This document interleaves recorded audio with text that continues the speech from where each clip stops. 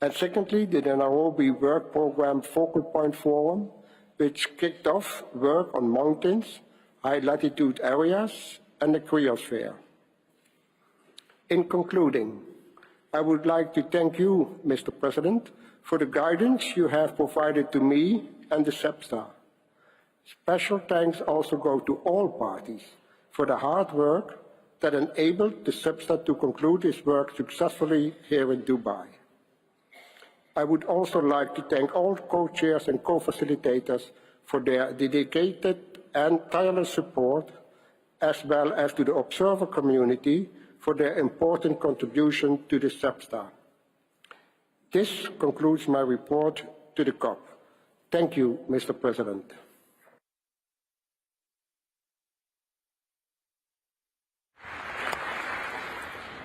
Thank you, Harry.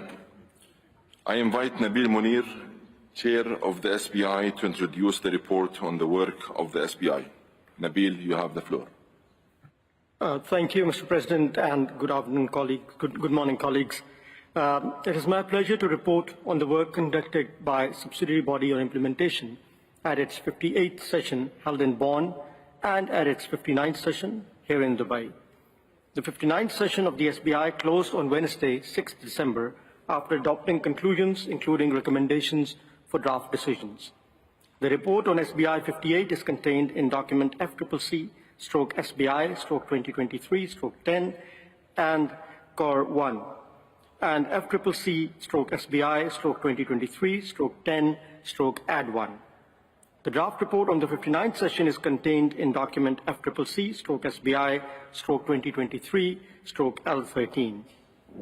Mr. President, in addition to completing the work entrusted to the SBI and the large number of mandated events convened under the guidance of the SBI in June recommended the following COP decisions as contained in document FCCC/SBI/2023/10/Add 1. The draft decision entitled Linkages between Technology Mechanism and the Financial Mechanism. The draft decision decisions entitled Terms of Reference for the second review of the Paris Committee on Capacity Building, one of which was recommended to the COP with a view to the COP recommending it for consideration and adoption by the CMA. And the draft decision entitled Administrative, Financial and Institutional Matters, including the program budget for the biennium 2024-2025. Here in Dubai, in addition to the work captured in the decisions adopted on Wednesday, the SBI recommended the following draft decisions. 2 draft decisions recommended together with the SEPSTA to the appropriate body or bodies, pending the outcome of the President's consultations on the governance of the Warsaw International Mechanism. The draft decision entitled Matters Relating to the Santiago Network under the Warsaw International Mechanism for Loss and Damage Associated with Climate Change Impacts, contained in document FCCC/SB/2023/L17, on the selection of joint proposal submitted by the United Nations Office of Disaster Risk Reduction and the United Nations Office for Project Services for hosting the Santiago Network Secretariat for an initial term of 5 years with 5-year renewal periods. In the draft decision contained in document FCCC/SB/2023/L12 on the report of the Executive Committee of the Warsaw International Mechanism for Loss and Damage associated with climate change impacts. Also, with SEPSTA, the SBI recommended the draft decision contained in document FCCC/SB/2023/L9 on the joint annual report of the Technology Executive Committee and the Climate Technology Center and Network, entitled Enhancing Climate Technology and Development and Transfer Through the Technology Mechanism. And on capacity building matters, the SBI recommended the draft decision contained in document FCCC/SBI/2023/L18 on the annual technical progress report of the Paris Committee on Capacity Building for 2023. The SBI recommended a draft decision on gender and climate change contained in document FCCC/SBI/2023/L17. And finally, the SBI recommended a draft decision contained in document FCC/SBI/2023/L14, add 1, as orally amended by the SBI at its closing plenary on administrative, financial, and administrative matters. Mr. President, I would like to recommend that COP adopts the aforementioned draft COP decisions. I also note that despite the best efforts of parties to come to an agreed outcome on all items, the SPI could not complete its work and sought your further guidance on the matters relating to the forum on the impact of the implementation of response measures serving the Convention, the Kyoto Protocol, and the Paris Agreement, as per the joint SBI-SBSTA conclusions contained in document FCCC/SB/2023/L16. I trust the parties will continue to engage constructively under your able guidance to reach agreement on those critical issues. Mr. President, allow me to thank you for your guidance at this session. I would also like to thank all co-chairs and co-facilitators for their dedication and tireless support. This concludes my report to COP. Thank you, Mr. President.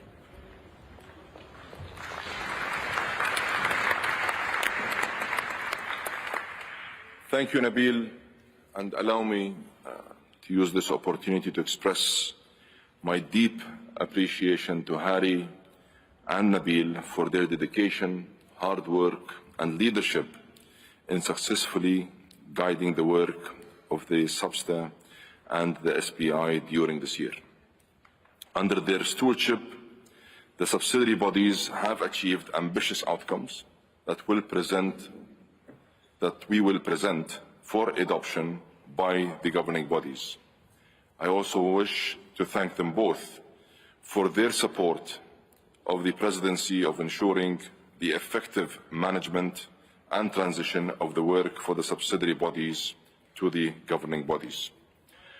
I invite the COP to take note of the oral reports by the chairs, the draft report on the 59th session of the SBSTA contained in document FCCC/SBSTA SBSTA/2023/L.9 and the draft report on the 59th session of the SPI contained in document FCCC/SBI/2023/L.13 and the report on the 58th session of the SBSTA contained in document FCCC/SBSTA/2023/4 and add 1 and the report on the 58th session of the SPI contained in document FCCC/SBI/2023/10 and add 1 and core 1.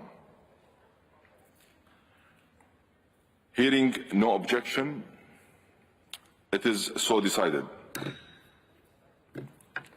Colleagues, the decisions recommended by the SBSTA and the SPI will be presented for adoption at our closing plenary. I will provide guidance on how we will proceed with the matters forwarded to the governing bodies by the chairs of SBSTA and SPI later this meeting. This meeting of the COP is suspended.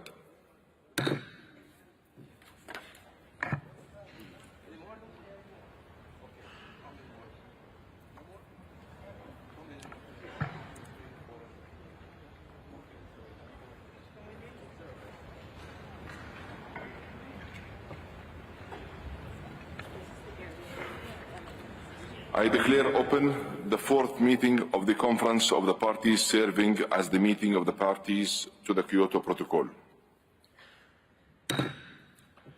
I invite the CMP to consider Agenda Item 3, Sub-Items A and B, reports of the subsidiary bodies, reports of the SBSTA, and report of the SPI. I invite Harry to introduce the report on the work of the SBSTA. Harry, you have the floor. Thank you, Mr. President. It is my pleasure to report on the work conducted by the subsidiary body for scientific and technological advice at its 58th and 59th session. The report on SBSTA 58 is contained in document FCCC/SBSTA/2023/4 and add 1, The draft report on the 59th session is contained in document FCC/2023/L9. Mr. President, despite the best effort of parties to come to an agreed outcome on all items, the SUBSTA could not complete its work and sought your further guidance on the following matters, which was conceded jointly with the SBI. Matters related to the Forum on the impact of the implementation of response measures serving the Convention, the Kyoto Protocol and the Paris Agreement, as per the joint SUBSTA SBI conclusions contained in document FCC/SB/2023/L16. I trust that the parties will continue to engage constructively under your able guidance to reach agreement on these critical issues. Thank you, Mr. President, for the guidance you provided to me and the SUBSTA. I would also like to thank the co-chairs and all parties for their efforts. This concludes my report to the CMP. Thank you, Mr. President. Thank you, Harry. I invite Nabil to introduce the report on the work of the SBI. Nabil, you have the floor. Thank you, Mr. President. It is now my pleasure to report on the work conducted by the subsidiary body on implementation at its 58th session held in Bonn and its 59th session held here in Dubai. The 59th session of SBI concluded on Wednesday, 6 December, after adopting conclusions, including recommendations for draft decisions. The report on SBI 58 is contained in FCC/SBI/2023/10 and Core 1, and FCC/SBI/2023/10 Add 1. The draft report of the 59th session is contained in document FCC/SBI/2023/L13.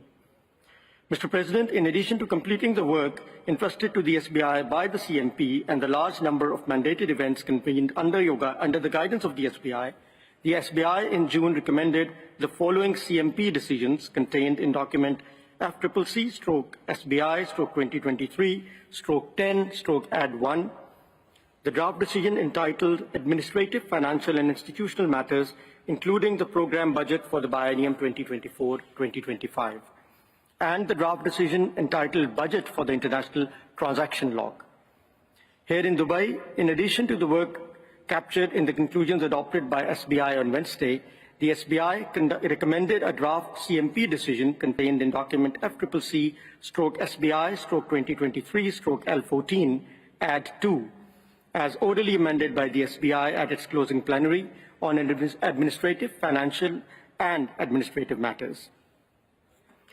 The SBI also recommended that CMP takes note of the information presented in 2023 report of the International Transaction Log Administrator, as contained in document FCC/KP/CMP/2023-2026.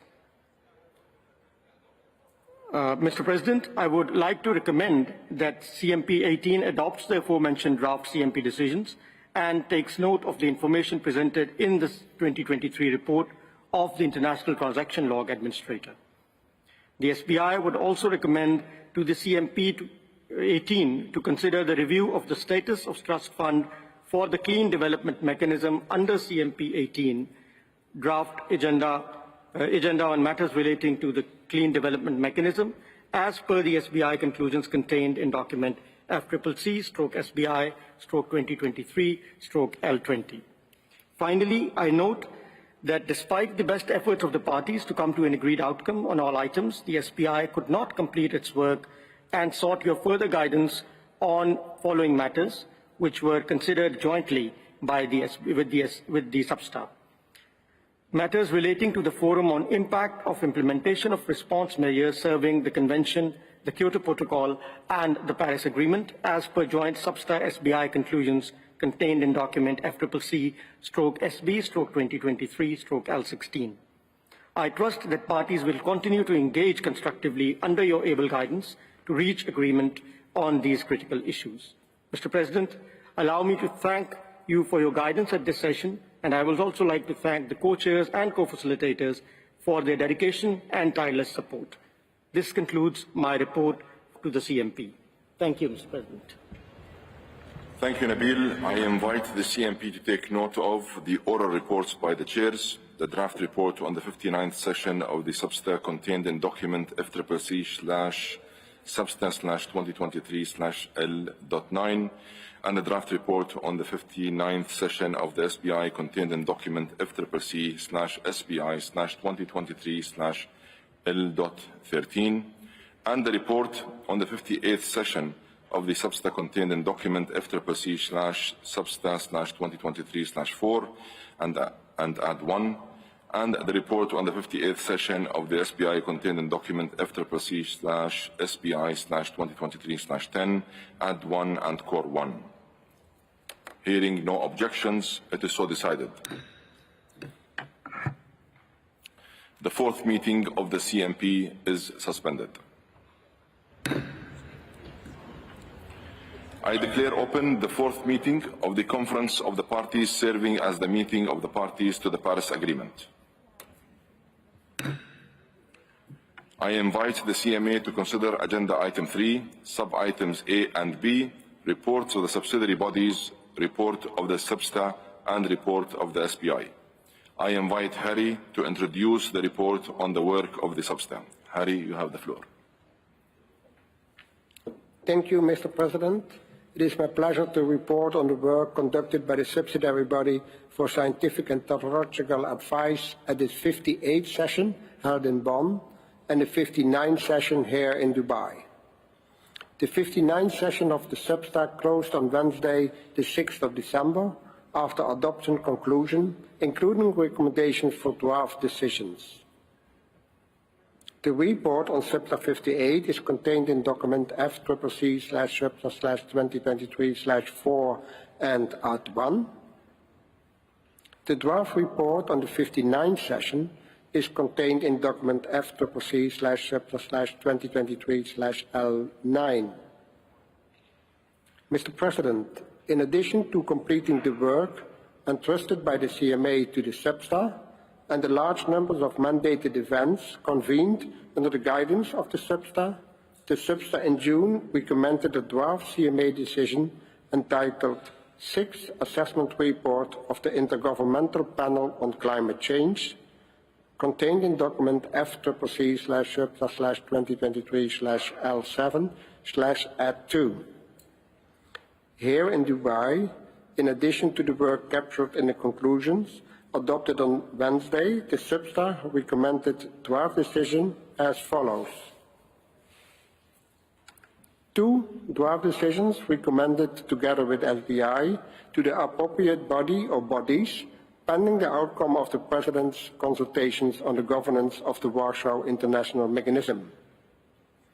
The draft decision entitled Matters Related to the Santiago Network under the Warsaw International Mechanism for Loss and Damage Associated with Climate Change Impacts, contained in document FCC/SB/2023/L17, on the selection of the joint proposal submitted by the United Nations Office for Disaster Risk Reduction and the United Nations Office for Project Services for hosting the Santiago Network Secretariat for an initial term of 5 years with 5 years renewable periods. And the draft decision contained in document FCC/SB/2023/L12 on the report of the Executive Committee of the Warsaw International Mechanism for Loss and Damage Associated with Climate Change Impact. Also, with the SBI, the SUBSTA recommended the draft decision on joint annual report of the Technology Executive Committee and the Climate Technology Center and Network entitled Enhancing Climate Technology Development and Transfer through the Technology Mechanism, and contained in document FCC/SB/2023/L10. Mr. President, I would like to recommend that the CMA 5 adopts the aforementioned draft CMA decision. I also note that Despite the best efforts of parties to come to an agreed outcome on all items, the SUBSTA could not complete its work and sought your further guidance on the following matters, which were considered jointly with the SBI. 1. Matters related to the global stocktake under the Paris Agreement, as per the joint SUBSTA-SBI conclusion contained in document FCCC/SB/2023/L11. 2. Sharm el-Sheikh Mitigation Ambition and Implementation Work Programme referred to in Decision 4 CMA 4, as per the joint SUBSTA-SBI conclusions contained in document FCCC/SB/2023/L15. 3. Glasgow Sharm el-Sheikh Work Programme on the Global Goal on Adaptation referred to in Decision 7 CMA 3, as per the joint SUBSTA-SBI conclusions contained in document FCCC/SB/2023/L13. 4th, Work Programme on Just Transition Pathways referred to in the relevant paragraphs of the Decision 1 CMA 4, as per the joint SUBSTA-SBI conclusions contained in document FCCC/SB/2023/L14. 5th, matters related to the Forum on the impact of the implementation of response measures serving the Convention, the Kyoto Protocol and the Paris Agreement, as per the joint SUBSTA-SBI conclusions contained in the document FCCC/SB/2023/L16. And finally, 6, on matters related to Article 6 of the Paris Agreement, which was exclusively in SUBSTA item, as per the conclusions contained in document FCCC/SUBSTA/2023/L12, L13, and L11. I trust that parties will continue to work on the solution under your able guidance, and I'm confident that they will find way forwards, as they so clearly have demonstrated the past week. In concluding, I would like to thank you, Mr. President, for the guidance you provided to me and the SUBSTA. I also would like to thank the co-chairs, co-facilitators, and all parties for their efforts. This concludes my report as SUBSTA Chair to the CMA. Thank you, Mr. President. Thank you, Harry. I invite Nabil to introduce the report on the work of the SBI. Nabil, you have the floor. Thank you, Mr. President. Now it is my pleasure to report on the work conducted by the subsidiary body on implementation at its 58th session held in Bonn and at its 59th session here in Dubai. The 59th session of SBI closed on Wednesday, 6th of December, after adopting conclusions including recommendations for draft decisions. The report on SBI 58 is contained in document FCCC/SBI/2023/10 and Core 1 and FCCC/SBI/2023/10/Add1. The draft report on the 59th session is contained in document FCCC/SBI/2023/L13. Mr. President, in addition to completing its work entrusted to the SBI and the large number of mandated events convened under the guidance of the SBI in June recommended a draft decision entitled Terms of Reference for the second review of the Paris Committee on Capacity Building, contained in document FCCC/SBI/2023/10/Add1. This was recommended to the COP with a view to the COP recommending it for the consideration and adoption by the CMA. Here in Dubai, in addition to the work captured in the conclusions adopted on Wednesday, the SBI recommended the following draft CMA conclusions. 2 draft decisions recommended together with the SUBSTA to the appropriate body or bodies pending the outcome of the President's consultations on the governance of the Warsaw International Mechanism. 1. The draft decision entitled Matters Relating to the Santiago Network under the Warsaw International Mechanism for Loss and Damage Associated with Climate Change Impacts, contained in document FCCC/SB/2023/L17, on the selection of joint proposals submitted by the United Nations Office for Disaster Risk Reduction and the United Nations Office for Project Services for hosting the Santiago Network Secretariat for an initial period of 5 years with 5-year renewal periods. And second, the draft decision contained in document FCC/SB/2023/L12 on the report of the Executive Committee of the Warsaw International Mechanism for Loss and Damage associated with climate change impacts. Also with SBSTA, the SBI recommended the draft decision contained in document FCC/SB/2023/L10 on joint annual report of the Technology Executive Committee and the Climate Technology Center and Network, entitled Enhancing Climate Technology Development and Transfer through the Technology Mechanism. On capacity building matters, the SBI recommended the draft decision contained in document FCC/SBI/2023/L19 on the annual technical progress report of the Paris Committee on Capacity Building for 2023. Mr. President, I would like to recommend that the CMA-5 adopts the aforementioned draft CMA decisions. I also note that despite best efforts of the parties to come to an agreed outcome on all items, the SBI could not complete its work and sought further guidance on the following matters, which were considered jointly with the SBSTA. 1. Matters relating to the global stocktake under the Paris Agreement, as per the joint SBSTA-SBI conclusions contained in document FCC/SB/2023/L11.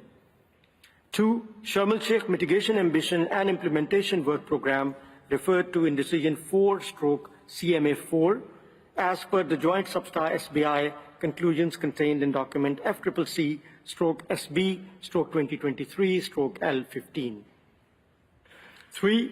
Glasgow Sharm el-Sheikh Work Programme on the Global Goal on Adaptation referred to in Decision 7/CMA3 as per the joint SBSTA-SBI conclusions contained in document FCC/SB/2023/L13.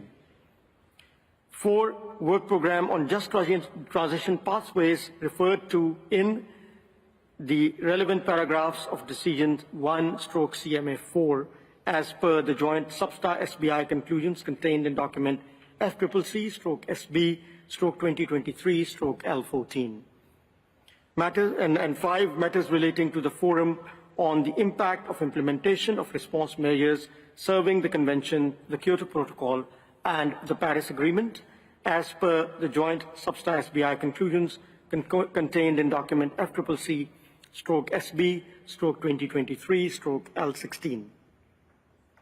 Finally, the SBI could not complete its work and sought your further guidance as per the SBI conclusions contained in FCC/SBI/2023/L21 on reporting and review pursuant to Article 13 of the Paris Agreement, provision of financial and technical support to developing country parties for reporting and capacity building.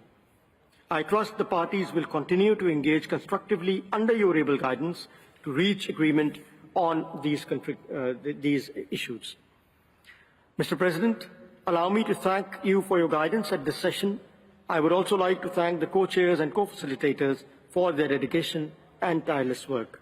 This concludes my report to the CMA. Thank you, Mr. President.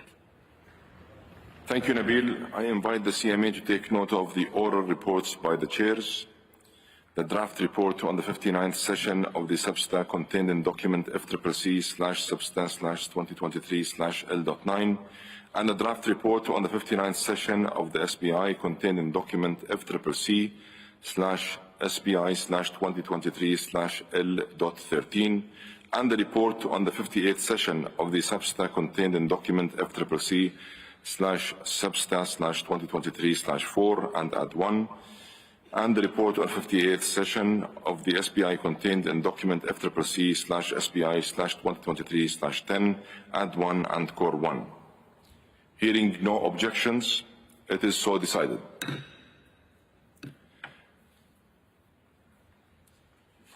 Let me thank again the SB chairs for their leadership for their support, for their commitment, stewardship, and hard work. We very much appreciate their efforts and their support throughout. The fourth meeting of the CMA is suspended.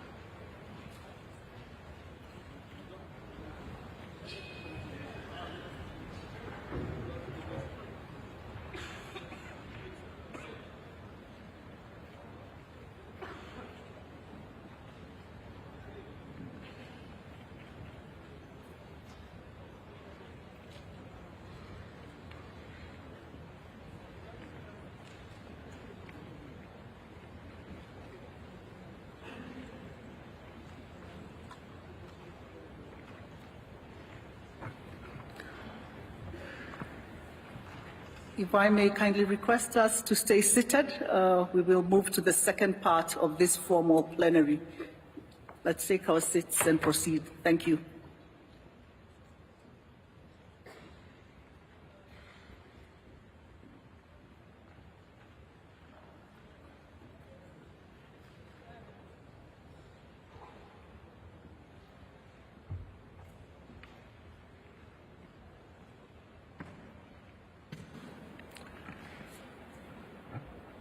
I now resume the fourth meeting of the Conference of the Parties.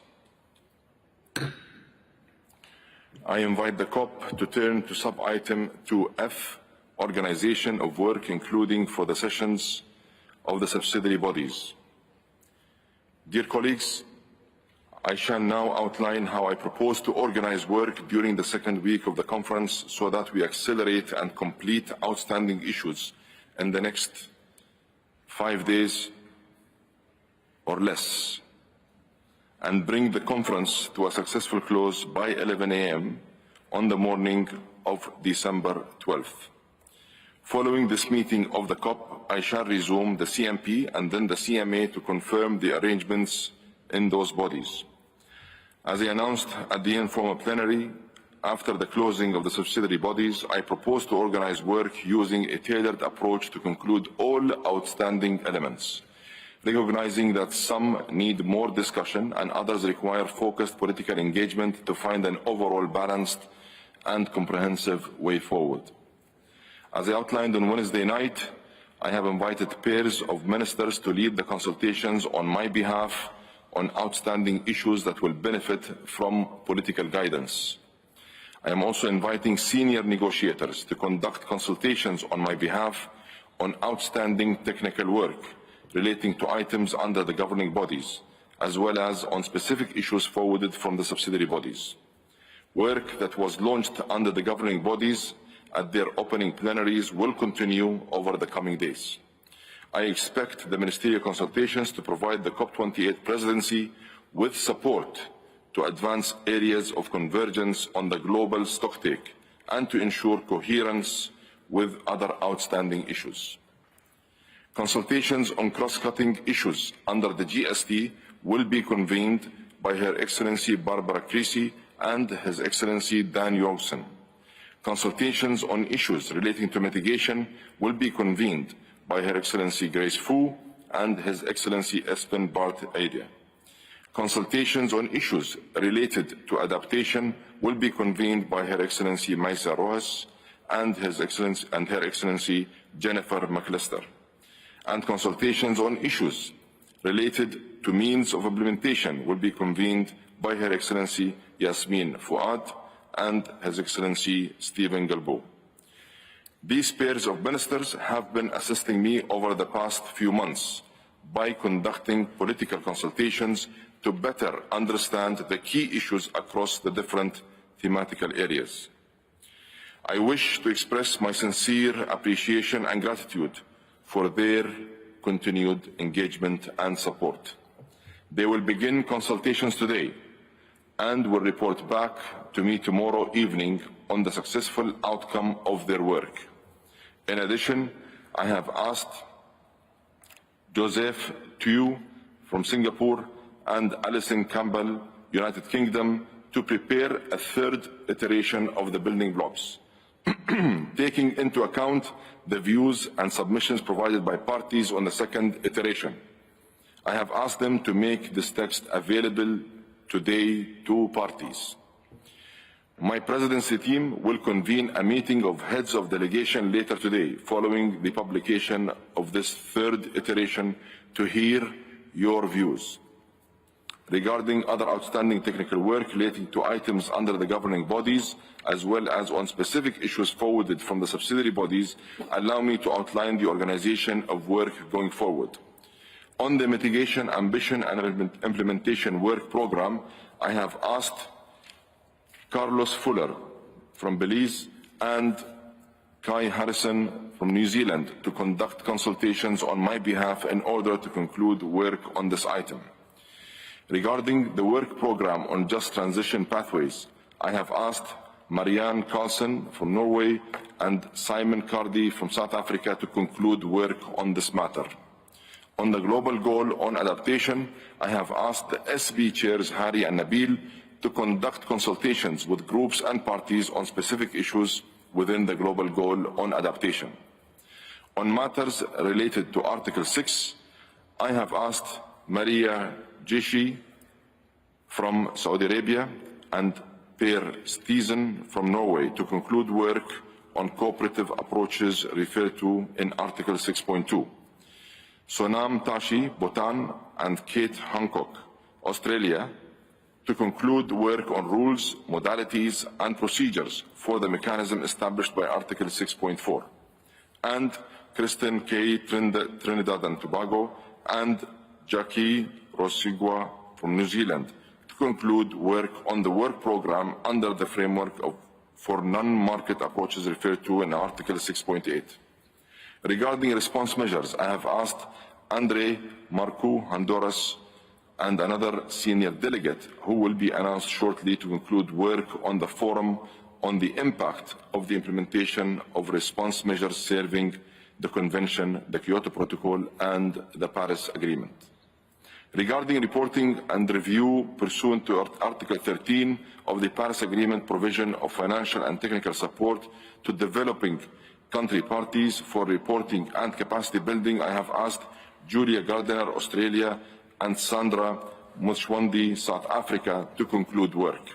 I wish to extend my sincere appreciation and gratitude to these colleagues for accepting this important responsibility. I expect all technical work to conclude by 3 p.m. on Saturday, December 9th. I strongly encourage parties to use all available methods to make progress to complete all technical work. Information on status of all work will continue to be made available in the daily program and on CCTV. Dear colleagues, I will convene an informal stock-taking plenary tomorrow evening to provide an overview of progress across all consultations.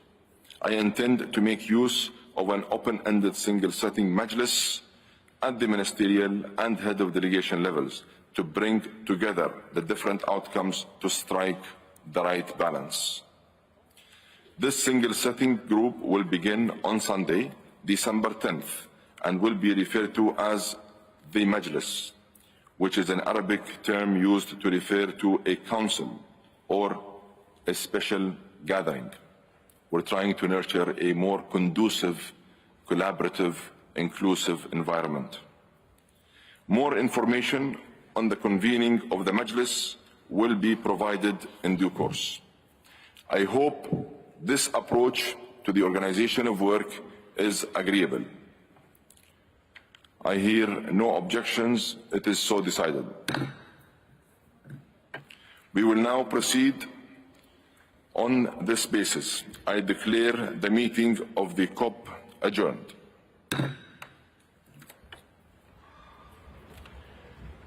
Dear colleagues, I now resume the fourth meeting of the CMP. I propose that the CMP follows the same approach to the organization of work of the second week as we just adopted by the COP. Hearing no objections, I see a couple of requests. May I ask Cuba, please? Cuba, you have the floor.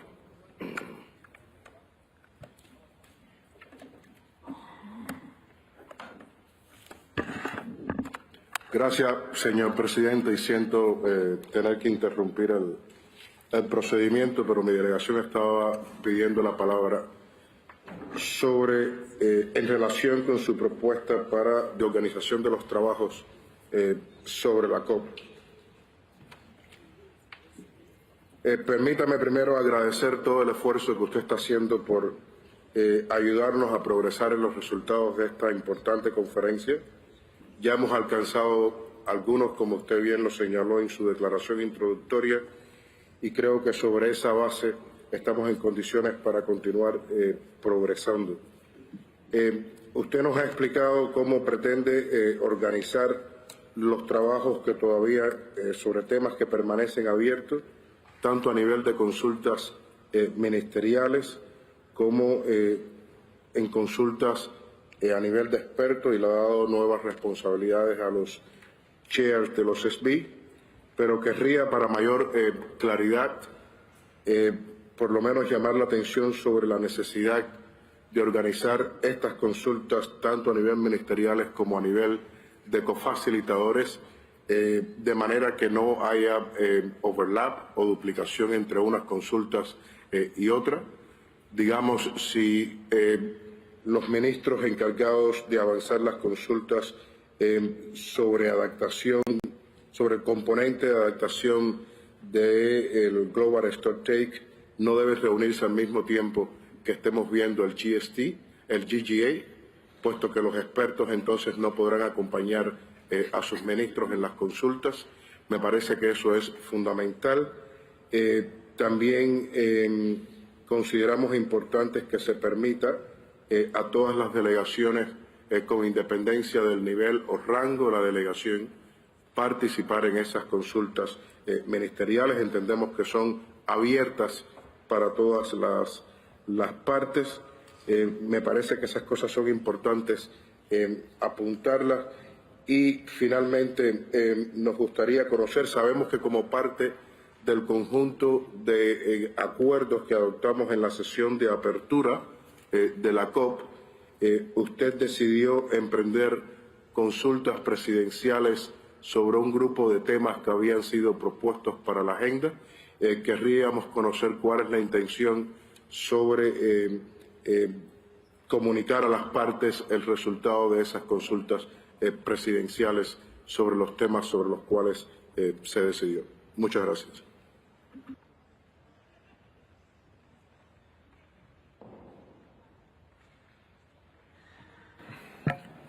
Thank you, Cuba. I see other parties have requested the floor. I will open the floor for statements in a few minutes. May I ask your indulgence? I propose that the CMP follows the same approach to the organization of work for the second week as was just adopted by the COP. Hearing no objections, it is so decided. The meeting of the CMP is adjourned.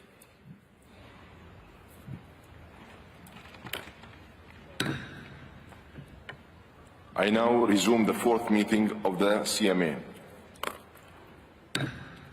I propose that the CMA follows the same approach to the organization of work for the second week as just adopted in the COP.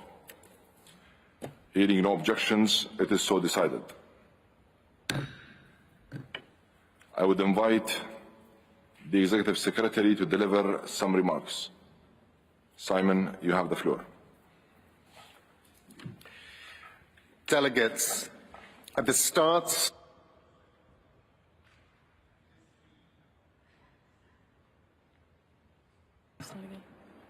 Apologies. Delegates, at the start of the second week and this next intense period of work, I thank you all for the hard work and progress made thus far. Colleagues, if you don't begin bending the emissions curve in the next 2 years, we will pass key tipping points. What you're negotiating today can set our trajectory on these points of no return. If we pass these key thresholds, we can never go back. From the planet's perspective, 1.5 is a tangible limit. It is not simply a choice. Past 1.5 degrees, and we're likely to irreversibly lose ice sheets. If they go, there will be a 10-meter sea level rise across the globe. This will flood central parts of most coastal cities and coastal areas, forcing hundreds of millions of people to relocate. Past 1.5, and we're likely to lose all tropical coral reef systems, which provide the sustenance and livelihoods to hundreds of millions of people. Past 1.5, models predict that in less than 50 years, 2 billion people will live in areas so hot they are beyond the human limit and are a threat to life. The transition we need to make is nothing compared to the one that will be forced on us if we let go of the 1.5 ambition. Technology can help us, but it can only complement political commitments. It cannot replace them. So when you're looking at the global stocktake text, look at it through this lens. Today, we have a starting text that is a mixture of posturing and lowest common denominator positions. We have a week left. The challenge now is to sort the wheat from the chaff. There are low, middle, and high options on many issues. If we want to save lives now and keep the 1.5 goal within reach, the highest ambition COP outcomes must stay front and center. As negotiators, you need to start with the highest ambition outcome and ask, how do we get there? Yes, you must make compromises, but not on 1.5 degrees. And you must not leave adaptation behind. Even if we are successful in arresting global warming, huge changes are already in motion. We need to build a world resilient enough to manage those changes. We have to get a strong text on the global goal on adaptation. Posturing and undue procedural hindrances must not stand in the way of an effective outcome on this matter. Science-based targets must be our North Star, and economic policies must be the rocket that gets us there. The scale of the transition we're discussing is huge. These policies must provide the soft landing for areas most affected by the transition and ensure no one is left behind. A just transition is crucial. These texts must signal the investments in the transition that are going to make it all possible. We had a lot of pledges in the first week. We have to use that positive momentum to get us that ambitious text. I also want to end with tipping points. They work both ways. If we get an ambitious, bold text that commit us to keeping 1.5 degrees alive, we will see some great tipping points. We will see money starting to pour into renewable energy and away from uncertain, carbon-emitting projects. We will see finance driven by the right incentives accelerate climate action in the South as well as the North. We will see a dramatic drop in air pollution and their health benefits. We will see a discernible shift towards global resilience and nurturing the well-being of all human beings. And we will see public opinion swinging behind bold leaders who safeguard the future. So let's reflect on the power you have over the coming days to put the world on the right track. It is an opportunity which I hope you agree will be too good to let slip between our fingers. I thank you.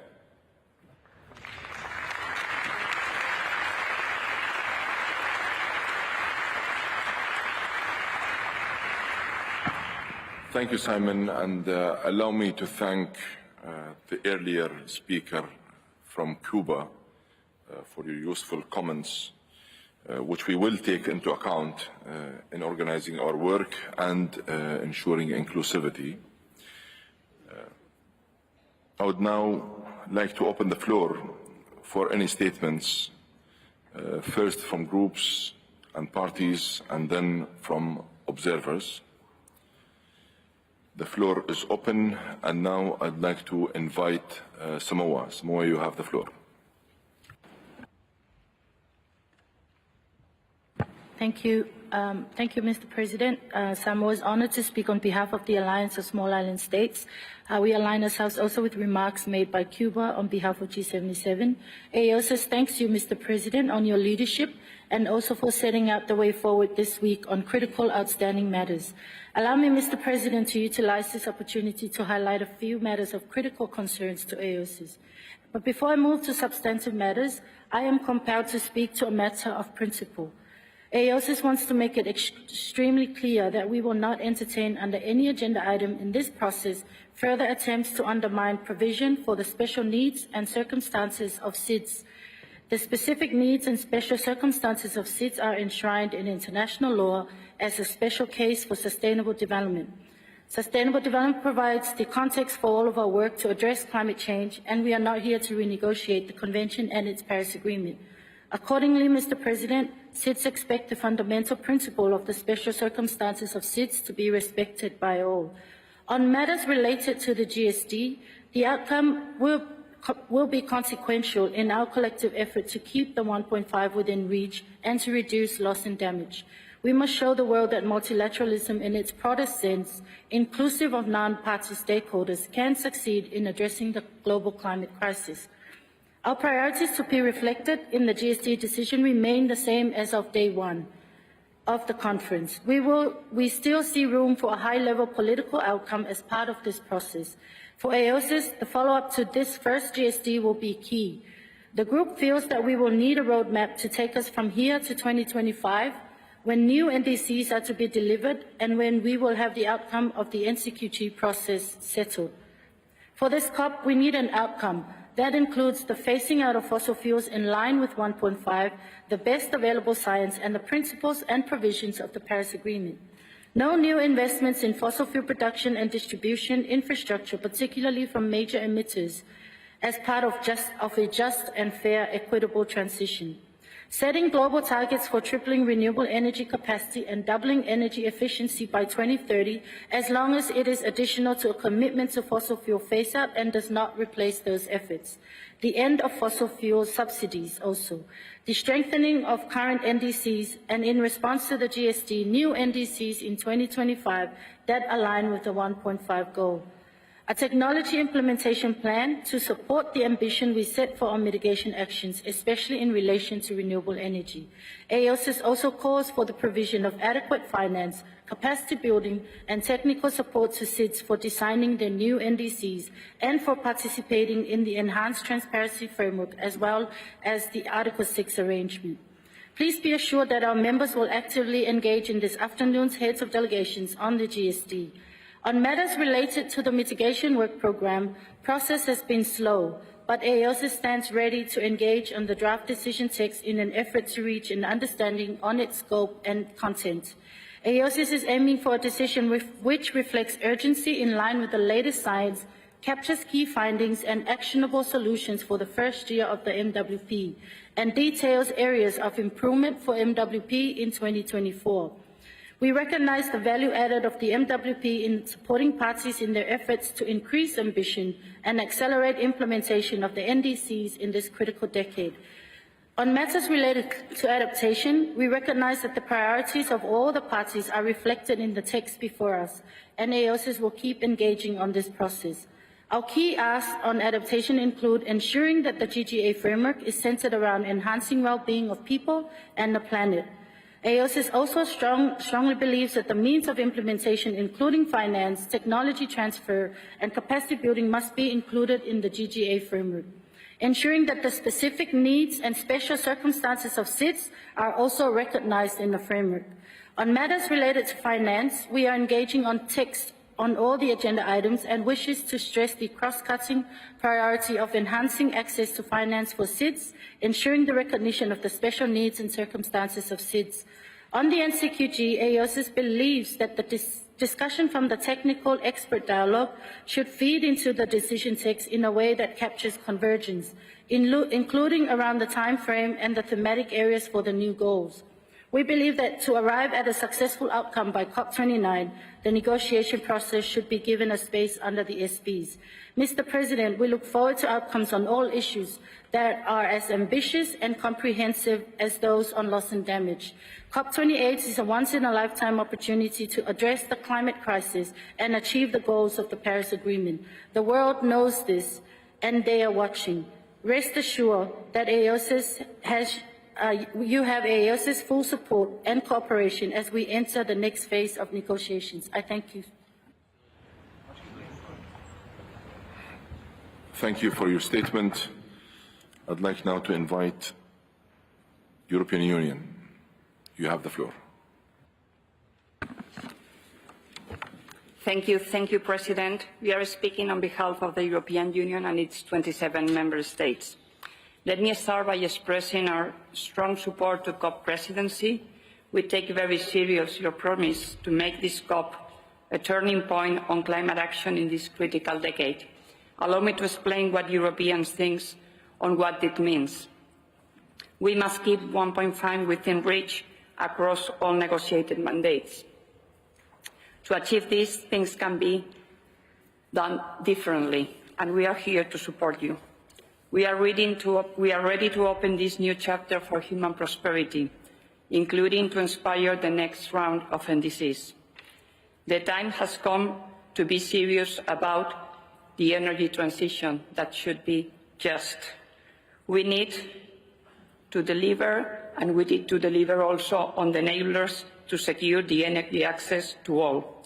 This means a sharp decline in emissions, and this means reducing consumption and production of fossil fuels to ensure an orderly phase out of them. We need resilient infrastructures to guarantee access to clean water, guarantee food security, safeguard ecosystems and biodiversity, and be ready to adapt to the impacts of climate change. The more we invest in sustainable energy, the better our chance to avoid loss and damage, maintaining our ability to adapt and protect the most vulnerable. This cannot be done unless we change the terms of reference of the global financial system to ensure that all financial flows are aligned with Paris. The more we advance in this transition, the more secure investments will be and the more space for adaptation will be, including resources. Guidance coming from this process are needed to overcome structural challenges which hinder the capacity of countries to act, such as indebtedness and cost of capital, and to look at ways to enhance the mobilization of resources both from public and private, including innovative financial instruments based on the polluter pays principle, including a bold invitation to oil and gas corporations to invest in development in vulnerable countries. That should be also Paris-aligned. This realignment in financial flows is not about substituting our commitments on public finance, but about investing in climate security.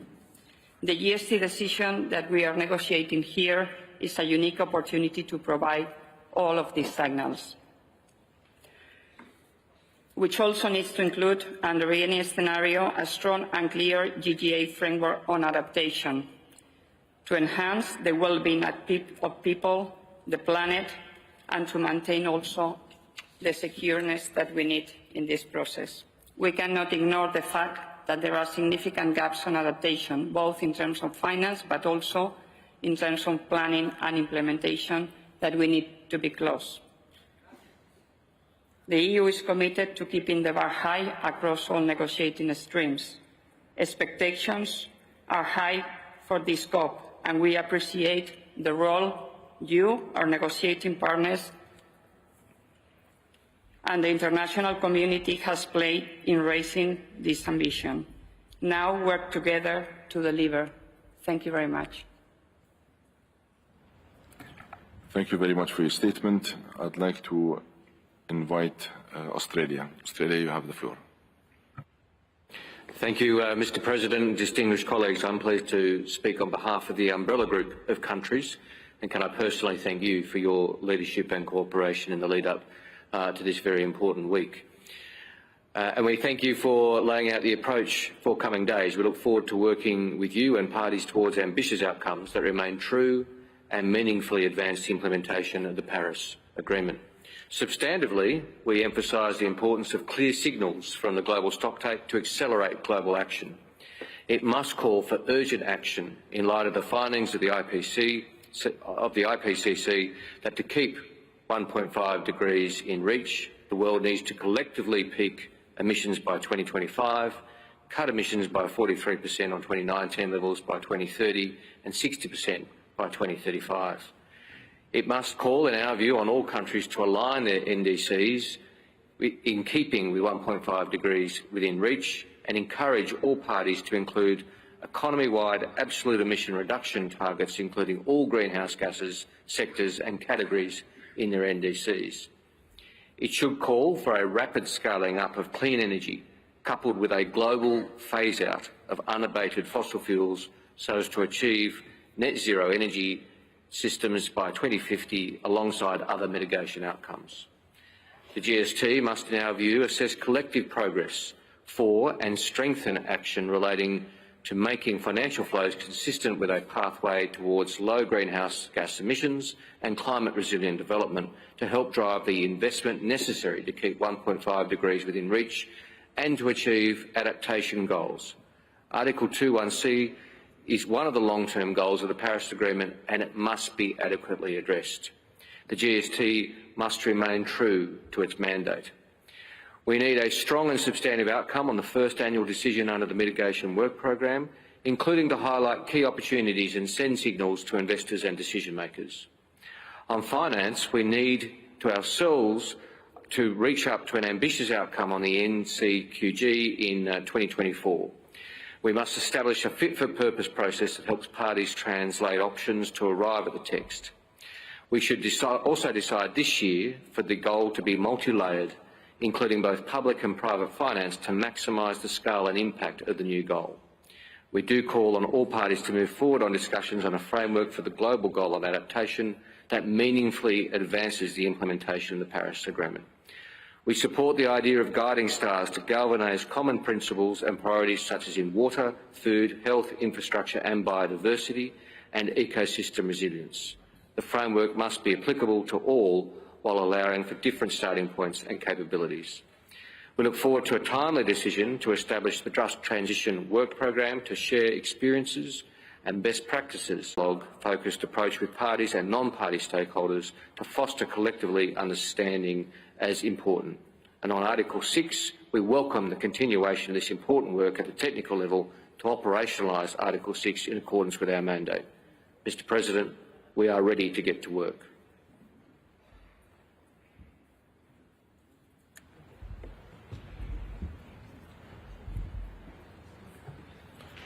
Thank you, Australia.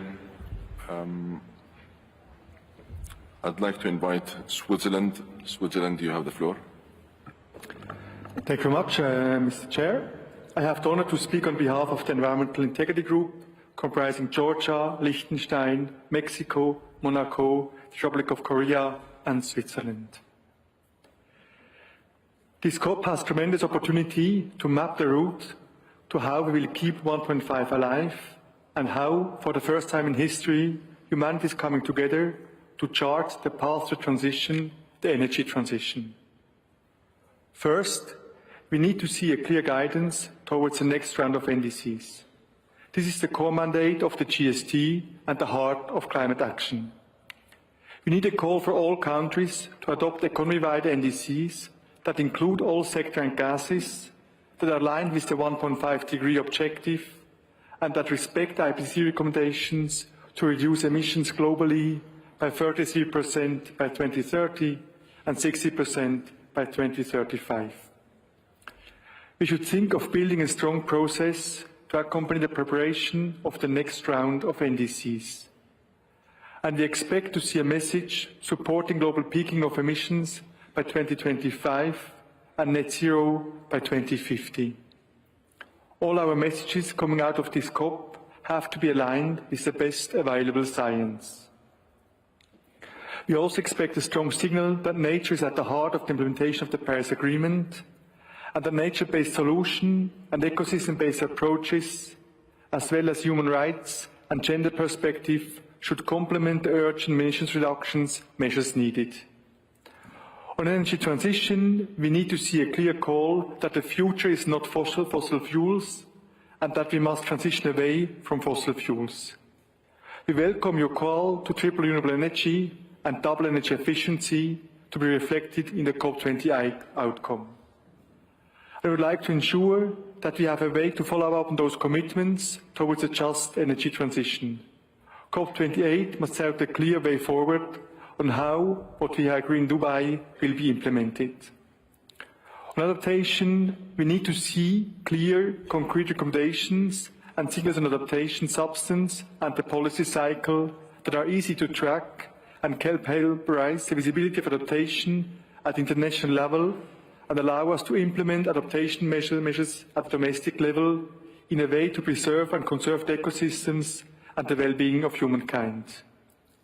And we need to see how to continue our work and achieve the objective to make all financial flows consistent with the objectives of the Paris Agreement. Above all, we hope to see a strong outcome that delivers a message on unity and commitment to the Paris Agreement. We are all coming with our specific national circumstances, but we have to contribute to our highest possible ambition, working jointly and collaboratively to achieve the vision we drew with the Paris Agreement. The outcome must deliver on the mandate of the global stocktake to enhance international cooperation and move to transformational levels of action. To do that, everyone must leave COP28 knowing what is expected of them in 2024. Please count on the EIG to work constructively with all colleagues in this room to try to identify solutions and possible landing grounds that can accommodate all these. We expect a process that is transparent and inclusive, so that all groups are represented and can contribute and assist you in delivering an ambitious outcome.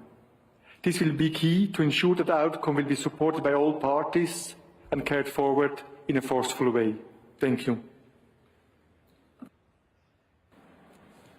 Thank you, Switzerland. Now I'd like to give the floor to Bolivia. Bolivia, you have the floor. Thank you very much. Bolivia speaks on behalf of the like-minded developing countries, LMDC. We associate ourselves with the statements of Cuba on behalf of the G77 and China. Mr. COP President, we appreciate your vision about the deliverables out of COP28, but we have suggestions on process and substance, which we would request you and your team to facilitate to ensure ambitious and balanced outcomes out of COP28. On process, we must correct the process from the previous week, which was disadvantageous for us because of the lack of meaningful party-driven negotiations, and in most cases didn't capture our views in draft texts. This is a party-driven process, and progress requires the agreement of all parties. Mr. President, progress in this process requires agreement of all parties, not a select few. In this week, we expect negotiations must progress in a balanced manner. Party-driven nature of negotiations must be implemented in letter and spirit. We should make efforts to discuss issues at the technical level before moving select few issues to the high level. Co-facilitators, ministerial pairs facilitating items must respond to all parties' views, There should not be any overlapping meetings taking place. If technical negotiations on texts are taking place, ministerial consultation should not happen. Ministers need their technical experts to be with them during the ministerial consultations. Negotiations must not clash with our coordination time. On substance, President, we are not here to renegotiate the Convention and its Paris Agreement. Any outcome that doesn't respect the principles and provisions of the Convention, an outcome without equity and CBDR in particular, an outcome that does not safeguard the focus on emissions and not sources of emissions, would not fulfill the purpose of the Paris Agreement, which is to advance the implementation of the Convention. Such an outcome would not be acceptable to our group. The Convention and its Paris Agreement legally mandate developed countries to take the lead and to provide and mobilize means of implementation support to developing countries. We will not accept any attempts for these obligations to be diluted. We support more ambition on mitigation, but we also need to ensure full implementation of current plans and pledges in developing countries. In this context, calls for ambitious mitigation must be supported by full provisions of support to implement current NDCs and NAPs, with clear commitment from developed countries to provide means of implementation support to developing countries. Unilateral climate-based and related measures are adversely impacting our efforts to develop in a sustainable manner. This must not be used as a tool for protectionism or to sanction exports from developing countries. COP28 will not achieve its legacy with an unbalanced GST, an unbalanced GGA, and unbalanced outcomes that disadvantage the Global South. COP28 will achieve its legacy when developed countries act in accordance with and pay for their historical responsibility in causing the climate crisis, when developed countries deliver on their promises and stop trying to shift their obligations to developing countries. We deliver for the poor in our parts of the world who are suffering the impacts of something that they have not caused. When we go beyond the media glare and do what's more important, protect the lives of our people and of Mother Earth. When we stop trying to renegotiate the Convention and its Paris Agreement, just because our partners don't like equity and CBDR. When developed countries reach at the earliest net zero and net negative emission levels, this will provide the much needed space for development to developing countries. Mr. President, COP28 will achieve its true legacy if it ends carbon colonialism. We will not compromise our right to development. As the COP28 presidency, we expect you to facilitate these outcomes among parties in an open, consensus-based, inclusive, party-driven and balanced manner. Let's go to work. We thank you, President.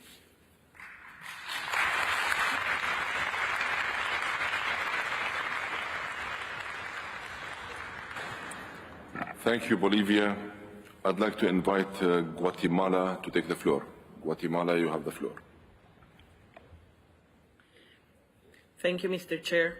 Guatemala speaks on behalf of ILAC, but first let me say that we align to the remarks of the G77 and China. Mr. Chair, we support your guidance and leadership at COP28 for the achievements during the first days of the first week, sending an important and very positive signal to the whole world that is watching us and is in expectancy with hope for a better future. I believe that the heart of this COP is the global stocktake, same that represents a crucial opportunity, likely the last one to correct the course, with the choices we make having immediate and long-term impacts. We all understand that global stocktake's role extends beyond 2023. Therefore, it must provide clear, actionable guidance for ambitious NDCs and align global and regional efforts starting in 2024. It's vital that we can ensure that the global stocktake focuses on holistic and systemic transformations guided by the latest science and equity. We believe it should assert forward-looking actions and not constrained only by past experiences. Our commitments must unequivocally aim for a just and equitable phase-out of all fossil fuels led by developed countries. ILAC firmly opposes any language in the global stocktake that could serve as a loophole or a tacit endorsement for the continued expansion of the fossil fuel industry. Our commitment to addressing the root cause of the climate crisis is unwavering, and we will diligently work to ensure that the global stocktake reflects this urgency. Achieving a transition pathway that are just and inclusive, contributing to the reduction of GHG emissions, achieving greater climate and resilience adaptation, and reduction in climate risks. We are concerned on the slow progress of the whole adaptation agenda. Now we must ensure that the discussions on the global goal on adaptation produce a decision text with clear elements for the adoption of the framework, the identification of targets and means of implementation. We do recognize the pledges announced on adaptation, but is of much concern that a gap still remains. Enhanced ambition includes enhanced means of implementation. That is why we propose as G77 countries the Technology Implementation Program. Finance provisions and mobilization, technology transfer and capacity building will be key to accelerate the energy transition. We need to add developed countries, parties, and others as well as multilateral development banks and NPAs, in particular financial institutions.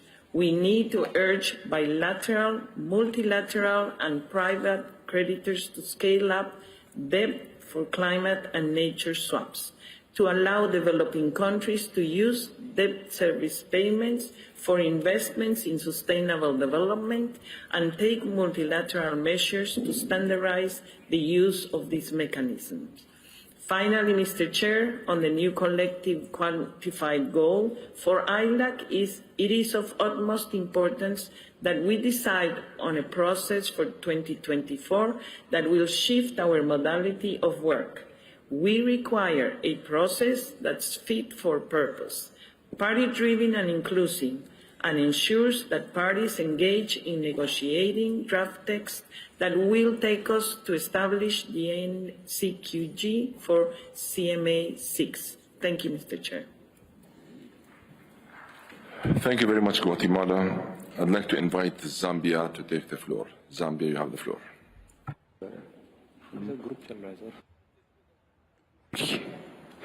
We'd like to thank you sincerely, Mr. President, for your leadership and for excellently guiding us with our work so far. We believe that with your guidance, we are on the verge of giving ourselves a successful COP. Mr. President, we'd like to reiterate that adaptation is a key priority for the continent and a critical component in the implementation of the Paris Agreement. Therefore, the launching of the GGA framework is one of the most important outcomes for Africa at COP28. At the heart of the framework is the development of qualitative and quantitative dimensional and thematic targets that are measurable and time-bound to help us achieve the objective of the GGA. Mr. President, Africa believes that a detailed outcome on the GGA, we believe a mandate as important as the GST is one of the outcomes on which we should measure the success of COP28.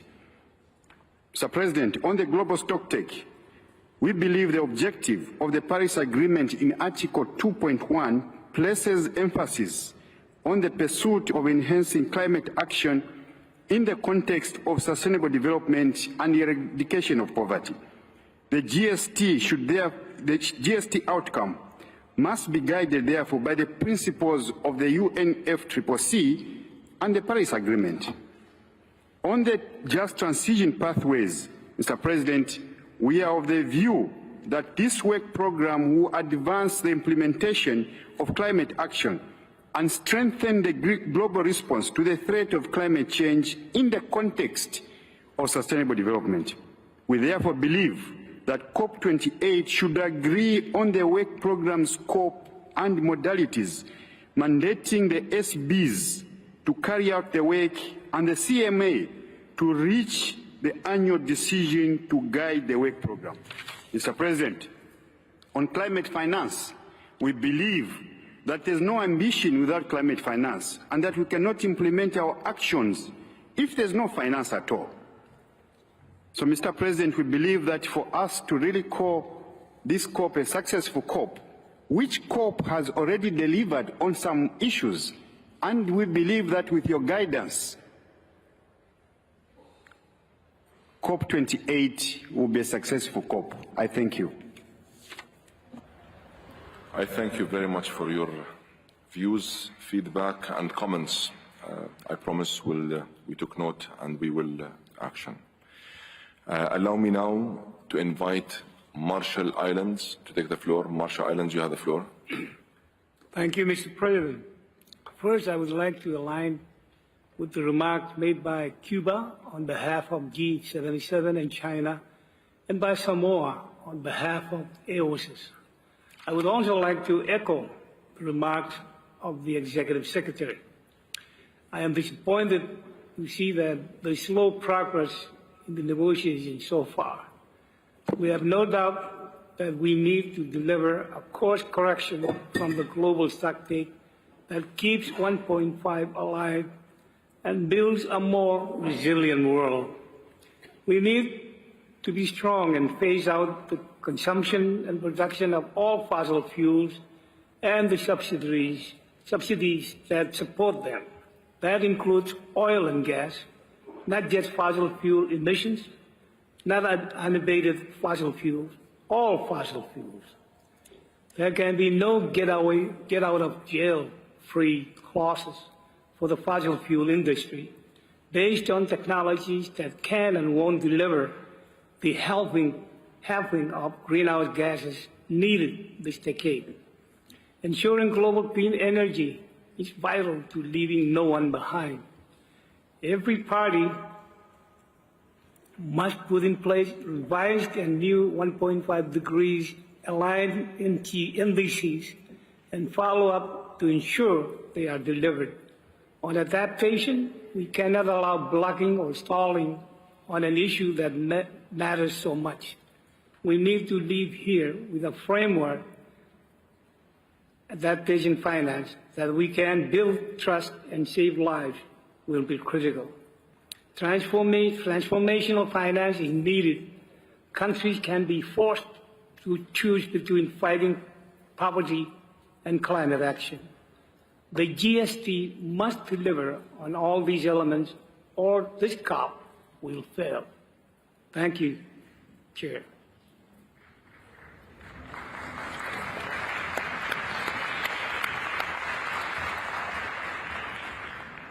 Thank you, Marshall Islands. I'd like to invite Serbia to take the floor. Serbia, you have the floor.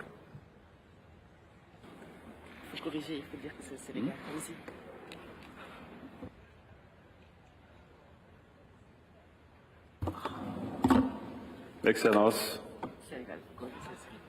c'est le Sénégal, pas la Serbie. Monsieur le Président de la COP, Président des organes subsidiaires, distingués délégués et collègues,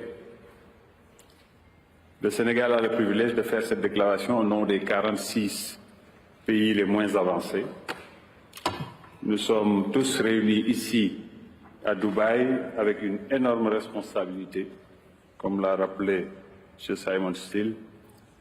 Le groupe des PMA reste déterminé dans son engagement sur toutes les questions depuis le début de la session, travaillant de manière collaborative et constructive avec toutes les parties prenantes pour s'assurer que la COP28 réponde à nos attentes. Je vous remercie, Monsieur le Président, pour tous les efforts considérables sur votre leadership. Félicitations surtout pour le résultat historique sur l'opérationnalisation du fonds pertes et dommages dès le début de la COP. Nous continuons à espérer avoir un résultat ambitieux, juste, décrivant une action climatique urgente et intensifiée. Sur le bilan mondial, nous exprimons notre inquiétude quant au fait que les progrès sur le texte ne suffisent pas à résoudre la crise climatique. L'accord de Paris nous oblige à prendre des mesures significatives en fournissant des orientations pour une réduction urgente des émissions et une mobilisation financière conforme au seuil de 1,5 degrés Celsius. Crucial pour la sécurité de la planète. Des éléments clés tels que le plafonnement des émissions d'ici 2025, la réduction urgente des émissions au cours de cette décennie critique et lors de la prochaine série des CDN, ainsi que le soutien accru à l'adaptation et à la résolution des pertes et préjudices, le financement de cette ambition ainsi qu'une coopération internationale adéquate figurent toujours parmi les options du texte que nous avons proposé pour la suite des négociations. Nous avons besoin de résultats pour combler l'écart et les pays développés doivent prendre le leadership et nous invitons les autres à suivre. Nous sommes tous responsables. Monsieur le Président, nous espérons progresser sur ces questions sous votre supervision. Sur l'atténuation, nous sommes très déçus de l'avancement du programme de travail d'atténuation. Nous, PMA, sommes restés engagés tout au long du processus depuis la COP26. L'atténuation est extrêmement importante pour nous car nous sommes en première ligne d'une catastrophe climatique. Il est extrêmement crucial de rester sur la bonne voie pour atteindre l'objectif du 1,5 degré Celsius de l'accord de Paris. Cependant, les parties impliquées dans le processus n'ont pas réussi à reconnaître l'urgence et l'importance de cette question selon les meilleures données scientifiques disponibles. Nous restons déterminés à poursuivre les travaux sur le texte sous la direction des présidents. Sur l'adaptation, le groupe des PMA reste préoccupé par les progrès insuffisants en matière d'adaptation. Notre profonde préoccupation réside dans le fait que l'adaptation, pierre angulaire de notre action climatique, continue d'être reléguée au second plan. L'objectif mondial en matière d'adaptation, nous sommes profondément déçus de ne pas avoir pu transmettre un projet de texte à la CMA. L'adaptation est une question cruciale et le groupe des PMA considère qu'un résultat sur le DDA est essentiel pour améliorer la mise en œuvre du DDA et mettre en œuvre des mesures d'adaptation sur le terrain dans les PMA. Soyons clairs, un résultat ambitieux sur le DDA est un élément essentiel d'un paquet politique équilibré à l'issue de la COP28. En ce qui concerne les pertes et préjudices, nous magnifions le progrès historique qui a été réalisé ici à Dubaï. Nous nous félicitons de la décision que nous avons prise concernant le réseau de Santiago et attendons avec impatience la fourniture de l'assistance technique sous la direction du Conseil consultatif et bien sûr du Fonds des pertes et préjudices. L'assistance technique et le financement sont essentiels pour que les pays soient en mesure de faire face à cette problématique. Concernant le financement, nous espérons parvenir à un accord sur la définition de la finance climat, le financement effectif de la mise en œuvre des plans nationaux d'adaptation et une clarté de feuille de route sur le déboursement du doublement de l'adaptation, tout en reconnaissant que cela n'est qu'un minimum. Mesdames et Messieurs, nous sommes tous engagés en faveur des objectifs de l'accord de Paris et de la Convention. Nous devons garantir que les décisions prises ici à Dubaï nous aideront à atteindre des objectifs communs et je tiens à renforcer que les circonstances spéciales des paiements inscrits dans la Convention ne peuvent et ne doivent faire l'objet d'aucune controverse. Je vous remercie.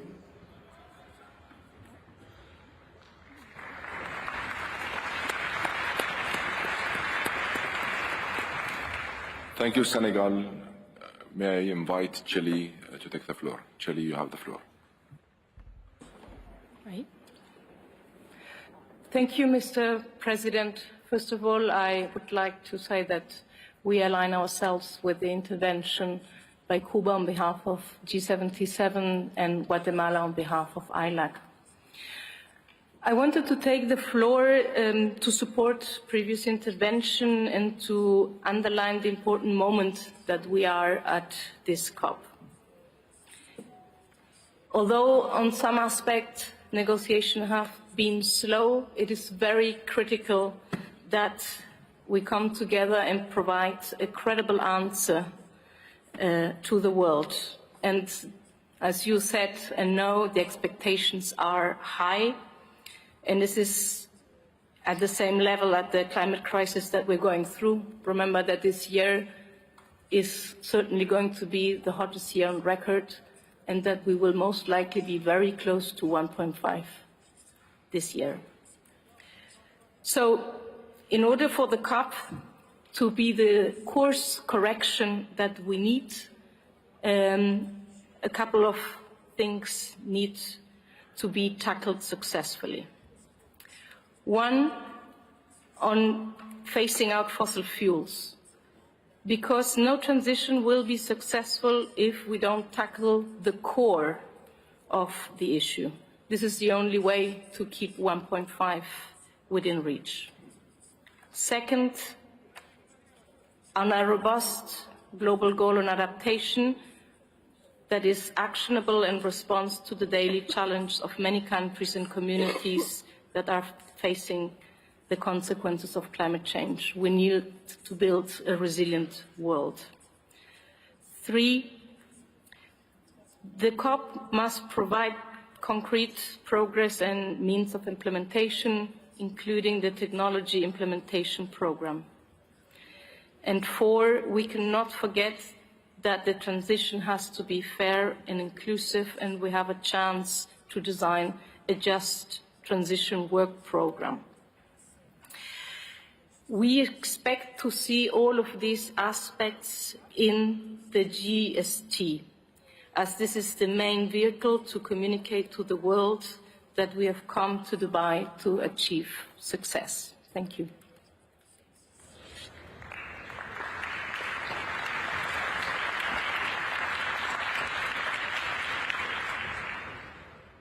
Thank you, Chile. I'd like to invite Saudi Arabia. Saudi Arabia, you have the floor. بسم الله الرحمن الرحيم. معالي الدكتور سلطان الجابر رئيس مؤتمر الأطراف 28. السيدات والسادة، يتحدث وفد بلادي باسم المجموعة العربية. أن المجموعة العربية تتفق مع وتؤيد بيان جمهورية كوبا باسم مجموعة 77 والصين. بداية وبالنيابة عن المجموعة أتقدم لكم بالشكر والتقدير على جهودكم القيمة مع جميع دول الأطراف في سبيل دعم المسارات التفاوضية وإحراز التقدم فيما يدعم نجاح مؤتمر الأطراف في الإمارات العربية المتحدة. السادة الرؤساء، تؤكد المجموعة العربية على ضرورة الالتزام بمبادئ الاتفاقية الإطارية لتغير المناخ، وبالأخص مبدأ الإنصاف والمسؤولية المشتركة ولكن المتباينة، وتفعيل هذا المبدأ في حزمة الإجراءات والأنظمة التي يتم التفاوض عليها في كل ما يتعلق بتنفيذ اتفاقية الأمم المتحدة الإطارية بشأن تغير المناخ واتفاق باريس. وتود المجموعة العربية تأكيد على أن اتفاق باريس يستهدف الانبعاثات المسببة لتغير المناخ وليس مصادرها.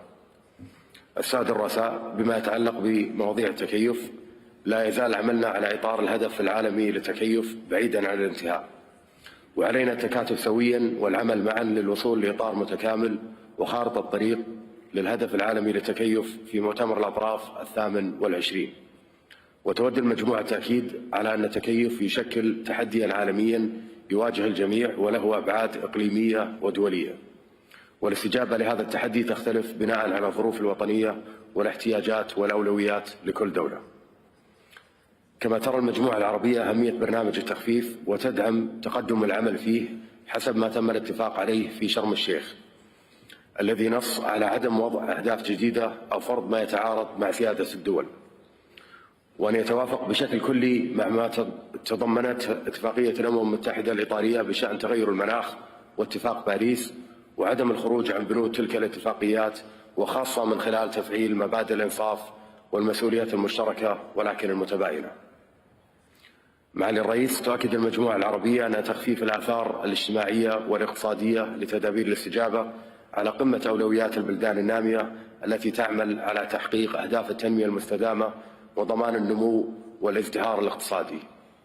وفي هذا السياق تؤكد المجموعة حرصها الشديد على أهمية مراجعة المنتدى الخاص بتدابير الاستجابة ولجنة كاتوفيتسي، وتحرص المجموعة على أن تكون هذه المراجعة بداية لمرحلة مقبلة تزيد من فاعلية أعمال منتدى تدابير الاستجابة ولجنة كاتوفيتسي للخبراء، مما يساعد الدول على الفهم والحد من الآثار السلبية لتدابير الاستجابة لتغير المناخ.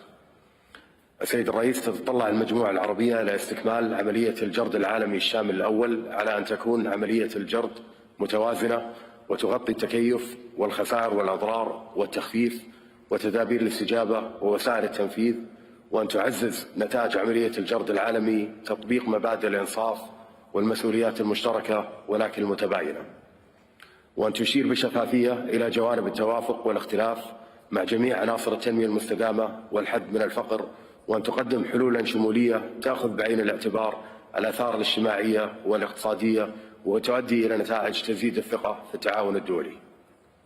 في الختام، معالي الرئيس، نتطلع للاستمرار بالعمل تحت قيادتكم بنفس روح العمل والتعاون للوصول إلى مخرجات تصب في مصلحة الجميع، وشكرا.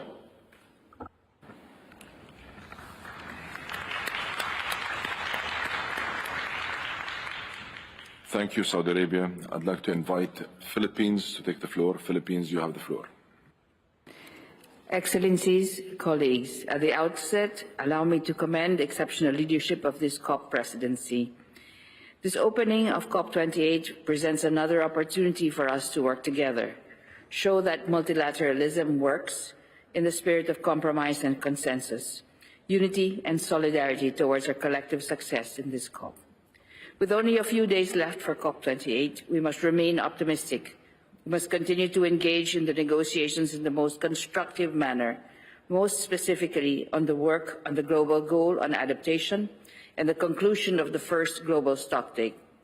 The Philippines aligns itself with a statement made by Cuba on behalf of the G77, and as we continue in this next phase of negotiations, we emphasize that we need to work more closely together, particularly on the following.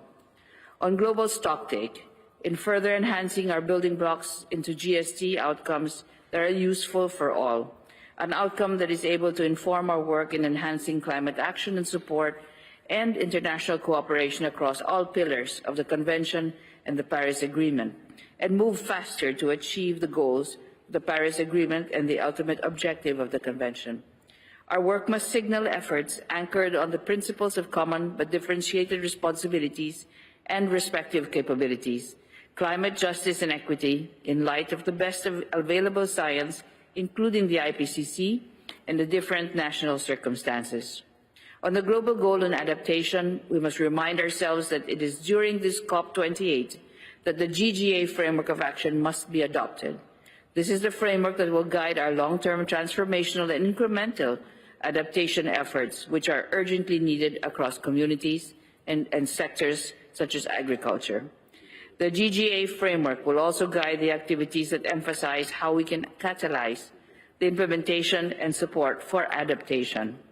On mitigation, we need to advance our work on the mitigation work program and the discussions on market and non-market approaches under Article 6. We must take into consideration the historical responsibility on GHG emissions and the needed deep and rapid cuts towards limiting global warming consistent with the Paris Agreement. On just transition, this is also a priority. Aligned with the G77, the Philippines will continue to push for a just transition that is inclusive and fair, which addresses equity across the entire workforce, covering energy, socioeconomic and environmental aspects, and involving social dialogue, with sufficient support from developed countries as part of their commitments under the Convention and the Paris Agreement.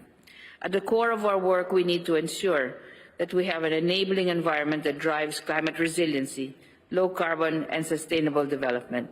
The urgency of the delivery and mobilization of means of implementation and support in terms of finance, capacity building, and technology development and transfer cannot be overstated, as it permeates all aspects of our discussions in this COP. This includes taking into account the differentiated impacts on children, women and girls, youth, the differently abled, indigenous peoples and local communities and other sectors and stakeholders. We reiterate that this COP28, in making it more historic and ambitious, we need to go beyond political decisions to frameworks and programs that are implementable. Let us focus on getting things done, as we did for the loss and damage agenda, from ambition to action, from hesitation to decision. Excellencies and colleagues, we trust that the Philippines also remains a constructive partner to all of you as we wrap up our work in this COP28. Thank you, Excellencies.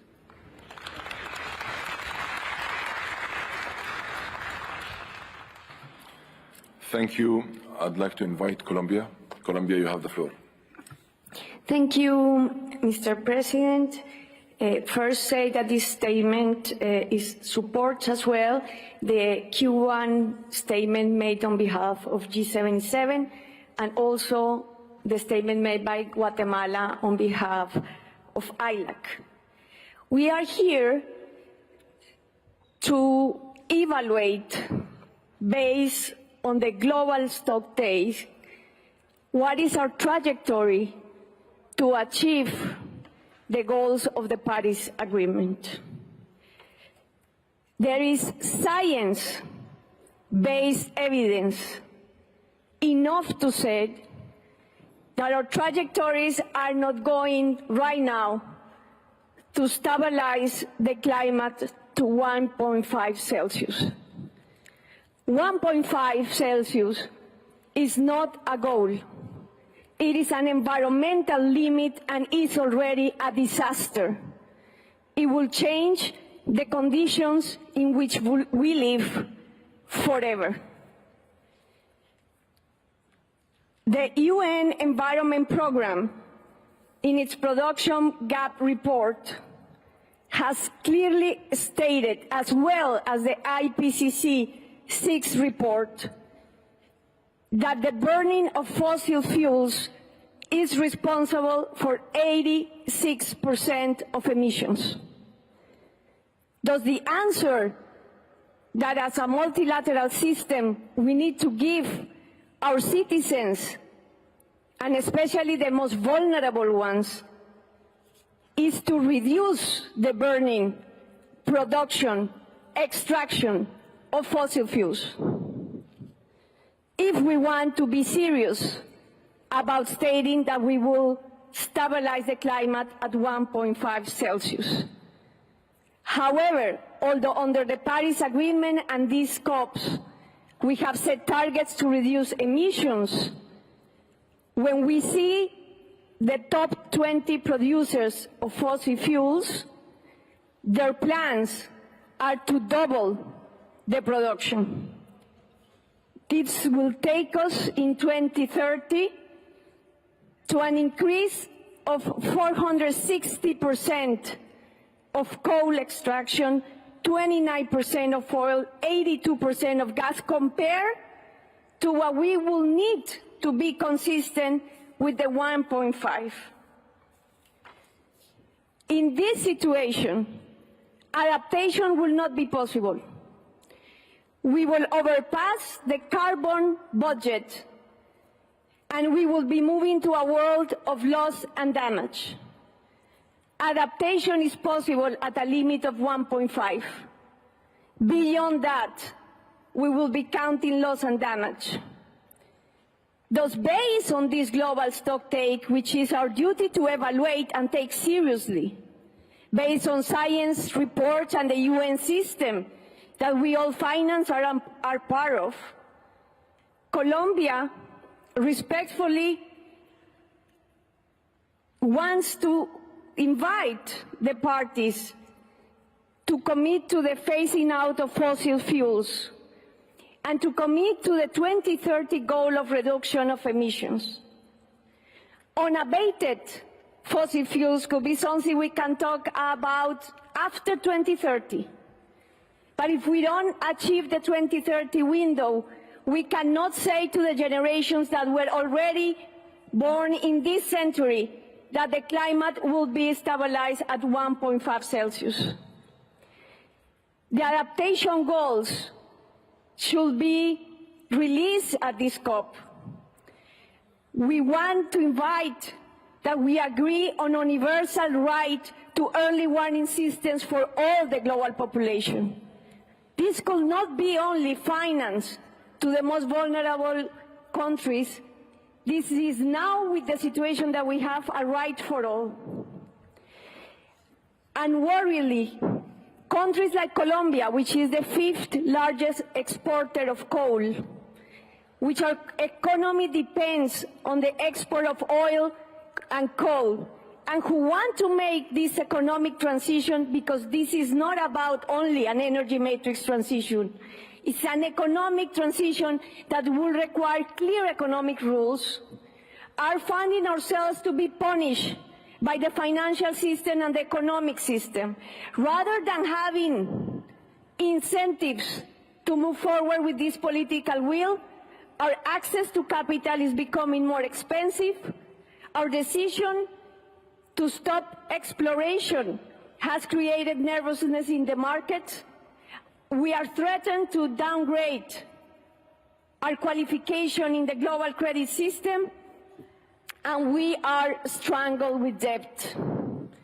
We want in the finance track to see again the call from this COP to align the financial and economic system and the markets to the reality of the climate crisis. Ambition cannot be punished. Finally, Mr. President, we want to call to speak clearly, together in solidarity on the elephant in the room, which is the difficulty to make this economic transition and leave fossil fuels. It is an unprecedented change, and we need the right economic conditions, and we think that multilaterally we could agree on that. In terms of process, we would like all of us to be included in all conversations, that there will not be closed rooms, that if a party wants to go to a discussion, it has access, so that we can build together the best outcome for this COP, for current and future generations.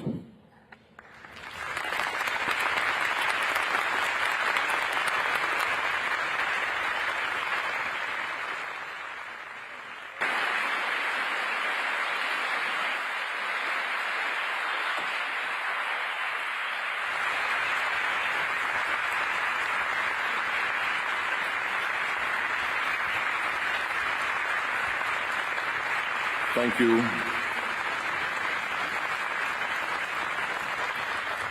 Thank you, Colombia, for your statement. Allow me now to invite India. India, you have the floor. Thank you. Thank you, Mr. President. We align with the statement made by Cuba on behalf of G77 in China and Bolivia on behalf of LMDC. Mr. President, we would like to place on record our appreciation on the leadership of SB chairs and COP presidency through the first week of COP28. With what has been achieved so far, we are confident of moving towards the shared objectives of fighting climate change. We appreciate the need for open and inclusive environment of negotiations. Shared objectives need shared and inclusive approach involving all party countries. Mr. President, we are at an important turning point in our work at this 28th Conference of Parties at Dubai. We have heard with careful attention the words and plan presented by our COP28 hosts. During the first week, we have shared frankly in what we believe in. This is important to achieve the objectives of Convention and goals of its Paris Agreement. We believe in the principles of Convention and its Paris Agreement and the sanctity of processes under them. We are taking stock of implementation of Paris Agreement through GST. We believe that our next few days we can achieve serious progress in narrowing down the options through direct negotiations between the parties for subsequent ministerial deliberations and consultations. We need a decision that is reached by consensus by negotiations among parties and in conformity with the mandates given by Paris Agreement and 19 CMA 1. This will not only give us a robust GST decision, but will reaffirm our trust and faith in the entire multilateral climate process. We are second to none in our desire for an ambitious outcome, but such ambition must be founded on equity and feasibility in nationally determined manner. The concern of ours applies also to other agenda items, especially that of global goal on adaptation and items that is close to the hearts of developing countries and the billions of people to whom adaptation is the key to their future. We once again reiterate the need for the negotiated outcomes and the opportunity to work towards an end acceptable to all, while ensuring that the same is achieved within the framework of principles and processes of the Convention and its Paris Agreement. Mr. President, we would like to assure you of our continued support to ensure that COP achieves the desired outcome for all. I thank you, Mr. President. Thank you, India, and thank you all for your statements. I'd like to give the floor to our representative speaking on behalf of women and gender non-governmental organizations. You have the floor.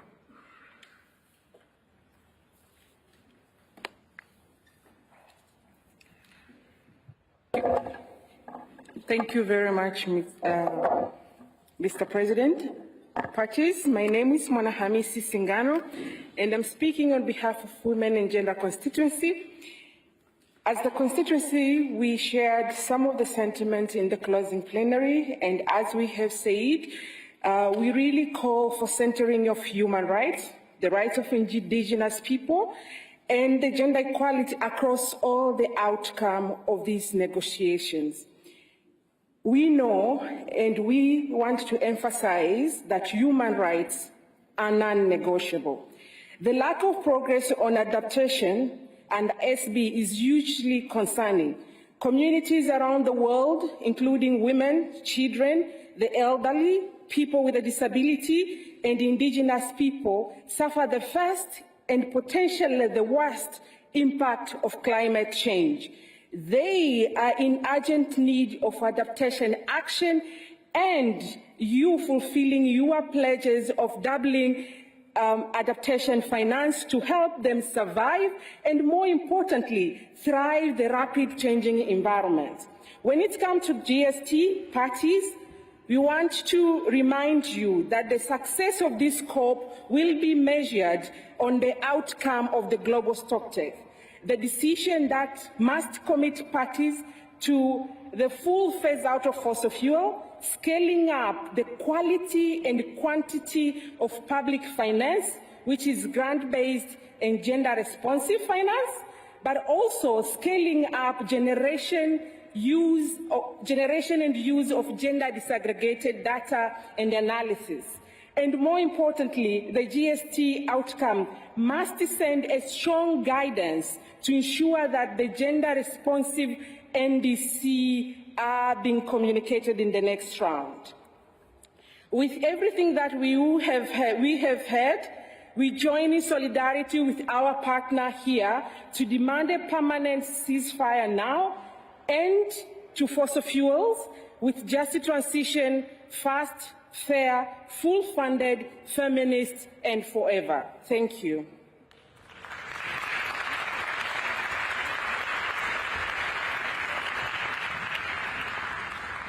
Thank you. Allow me to invite Israel. I see that Israel have requested the floor. Israel, you have the floor. Thank you, Mr. President. I apologize for not asking for the floor earlier and coming in after non-governmental bodies have begun to speak, and I'll be very brief. At this plenary, we'll limit our comments to the mitigation section of the GST, which, as was said by a colleague, is the heart of this COP, in order to voice our support for, at the very least, the high ambition sections of the document, of the building blocks from paragraphs 15 onwards, and especially 34 to 40. In particular, we support the specific and most ambitious measures mentioned in these paragraphs, including with respect to low energy systems, the phase down of unabated coal power, and the phase out of inefficient fossil fuel subsidies, while providing targeted support for the poorest and most vulnerable. Likewise, and without going into detail at this meeting, we support the most ambitious options outlined in paragraph 34, which include tripling renewable energy capacity, doubling the global average annual rate of energy efficiency improvement. And in addition to phasing out of unabated fossil fuels and to rapidly reducing their use so as to achieve net zero, specifically a rapid phase out of unabated coal power this decade and an immediate cessation of permitting new unabated coal power generation. And in addition, we support the phasing out of inefficient fossil fuel subsidies and rapid increasing the deployment pace for zero-emission vehicles. Any further negotiations should not result in the diminishing of these standards, but on their achievement. Thank you, Mr. President. Thank you, Israel. I'll go back to inviting the observers. I kindly request that they stick to a maximum of 2 minutes. And now I give the floor to the representatives of INGO, constituency of environmental NGOs. There are 2 speakers. I'll give each 1 minute. First, I give the floor to a representative from Climate Action Network. You have the floor.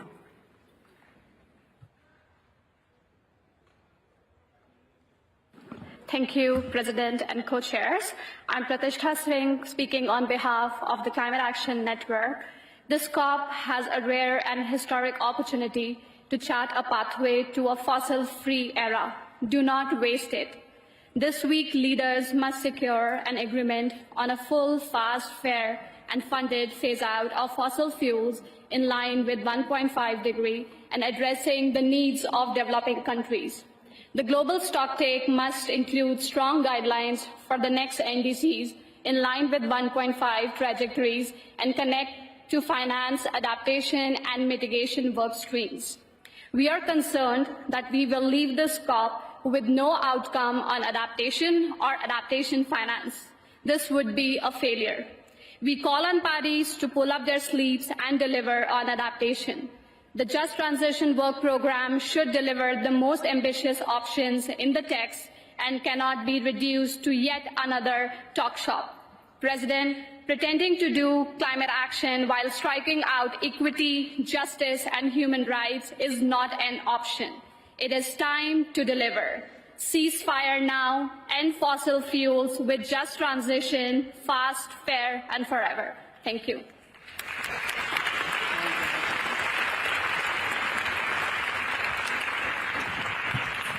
Thank you for your statement.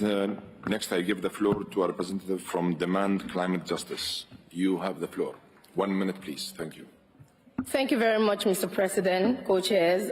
Still standing on existing protocols, I am Aderonke Ege from Nigeria, speaking on behalf of Demand Climate Justice, or DCJ.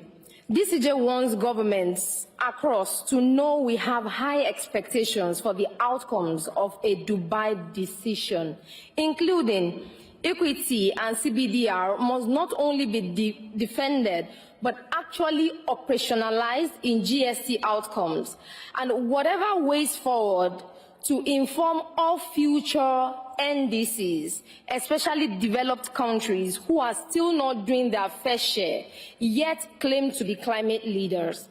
Finance must flow as promised, not only overdue obligatory public funds, but also to build more trust as countries appropriately align over time their full financial systems. Fossil fuels need a formal decision for a fair, fast, and funded phase-out, with countries who got rich first by burning fossil fuels going first while supporting equitable exit for all. Forced solutions like offsets, CCS, and dangerous distractions that divert public funding threaten vulnerable communities and prolong deadly pollution. These are not acceptable. We want a people-driven, party-driven, not a big polluter or presidency-driven process. We need a way forward that leaves no country or frontline community behind, not a bulldozer rolling over already marginalized peoples just to seal an undurable and unjust deal. We know COP28 also sets the stage for WTO's 13th ministerial to take place here, right here in the UAE, just 3 months from now. So credibility of a fair international system is at stake. We are watching. The world is watching. We demand climate justice now. Polluters out, people in. Ceasefire now. Thank you very much.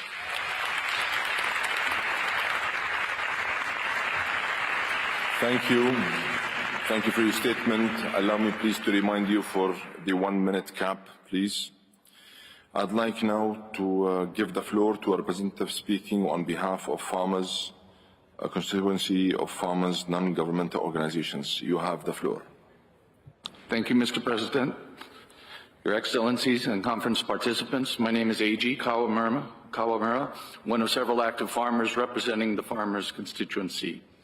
While we are encouraged to see that COP28 has made good strides to include both time and space for deliberations on agriculture and the global food system, we continue to be concerned that the contributions that farmers, ranchers, foresters, and fishers can make to the achievement of COP goals and to many of the SDGs is not fully appreciated nor understood.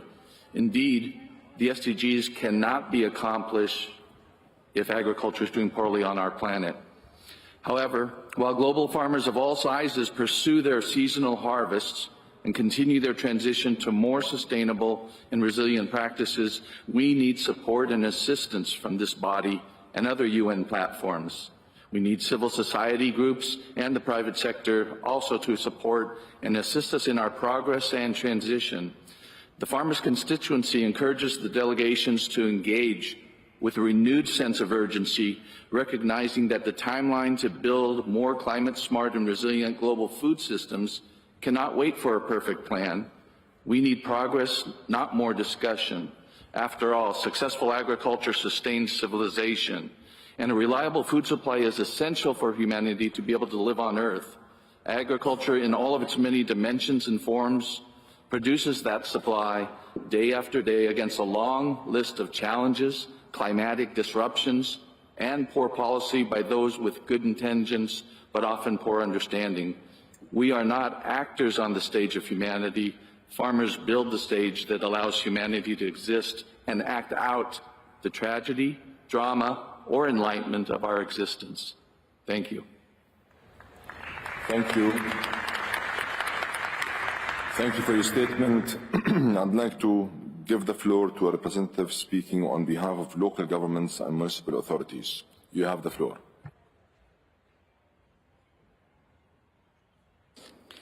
Merci, Monsieur le Président.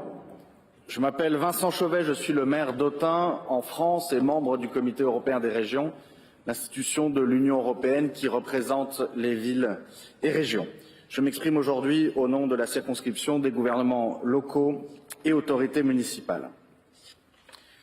Grâce au volontarisme, au leadership et à l'ambition de la présidence, la COP28 a d'ores et déjà franchi une étape significative pour faire progresser les mécanismes nécessaires à la mise en œuvre d'une action climatique multiniveau, associant concrètement les échelons locaux et régionaux.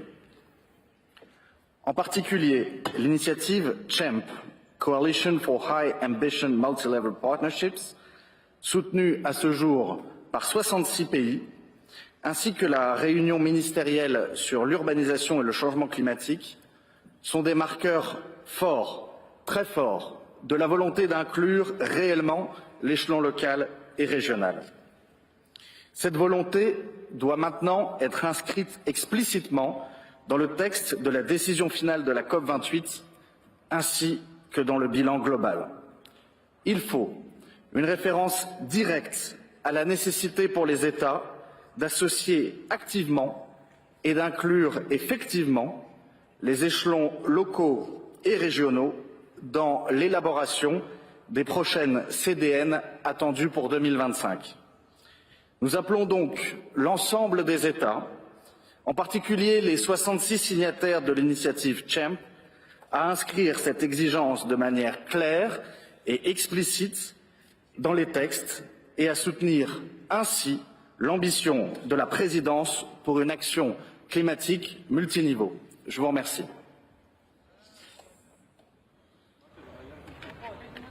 Thank you. I'd like to give the floor to a representative speaking on behalf of trade unions, non-governmental organizations. You have the floor.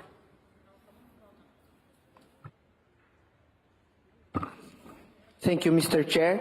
I am Benjamin Alvero, a Filipino trade unionist from the Philippines, and I speak on behalf of the workers' movement. We represent roughly 200 million workers in 337 trade unions in 167 countries, and in workplaces, communities, and streets all over the world, we continue to mobilize and organize for climate justice. While much has been done in the past few days, it is evident that many more has to be done, and the current actions as they stand are not enough, especially on the discussion on the global stocktake. We are going to the second half of COP with a document that, in the view of the workers, is not commensurate to the scale of the problem that we must collectively address. Much has gone into preparing for the global stocktake, and we believe that this energy must be channeled into concrete actions, particularly on the transition away from fossil fuels. Now is the time for transformational decisions and action, and this will only succeed if this is guided by principles of just transition. We must have a strong framework with guidance for the parties that includes considerations for social, economic, and environmental questions, as well as issues related to development, adaptation, mitigation, human rights, and other concerns. To succeed, the Just Transition Framework must have explicit references to labor rights, social dialogue, social protection, and skills development, and this must be integrated consciously into climate work if we want to seriously achieve intergenerational and international justice.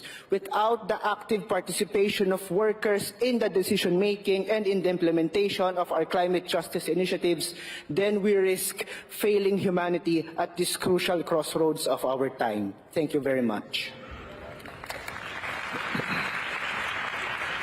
Thank you all for your statements. I do see one final request from the floor from Nepal. Nepal, you have the floor, and try please to cap your statement to 2 minutes. Thank you.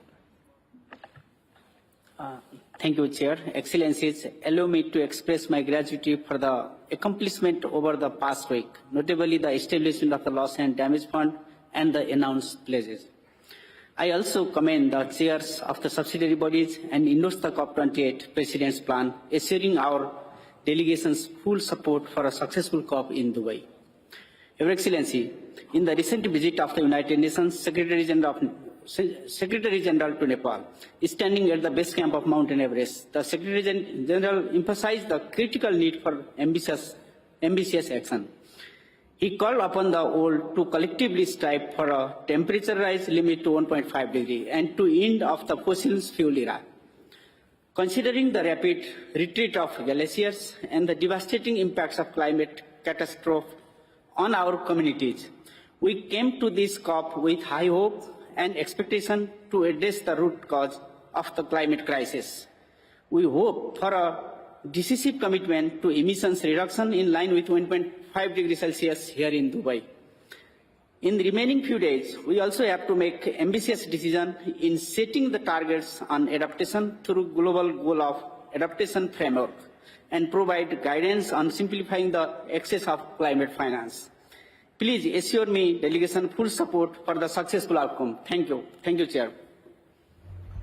Thank you, Nepal, and thank you all for your statements again. This brings us to the end of this meeting, and as you all know, we have a lot of work ahead of us. Let us approach it with the same spirit of optimism, positivity, actionism, flexibility, and inclusivity. In fact, inclusivity is what I can comfortably say has characterized this conference this far. I declare the meeting of the CMA adjourned.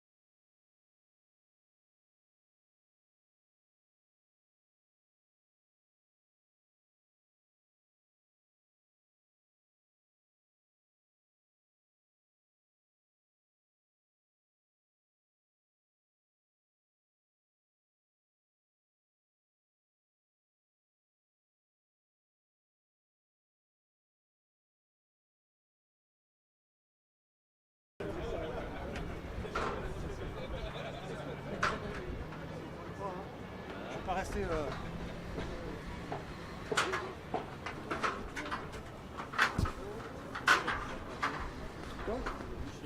Maintenant, aujourd'hui...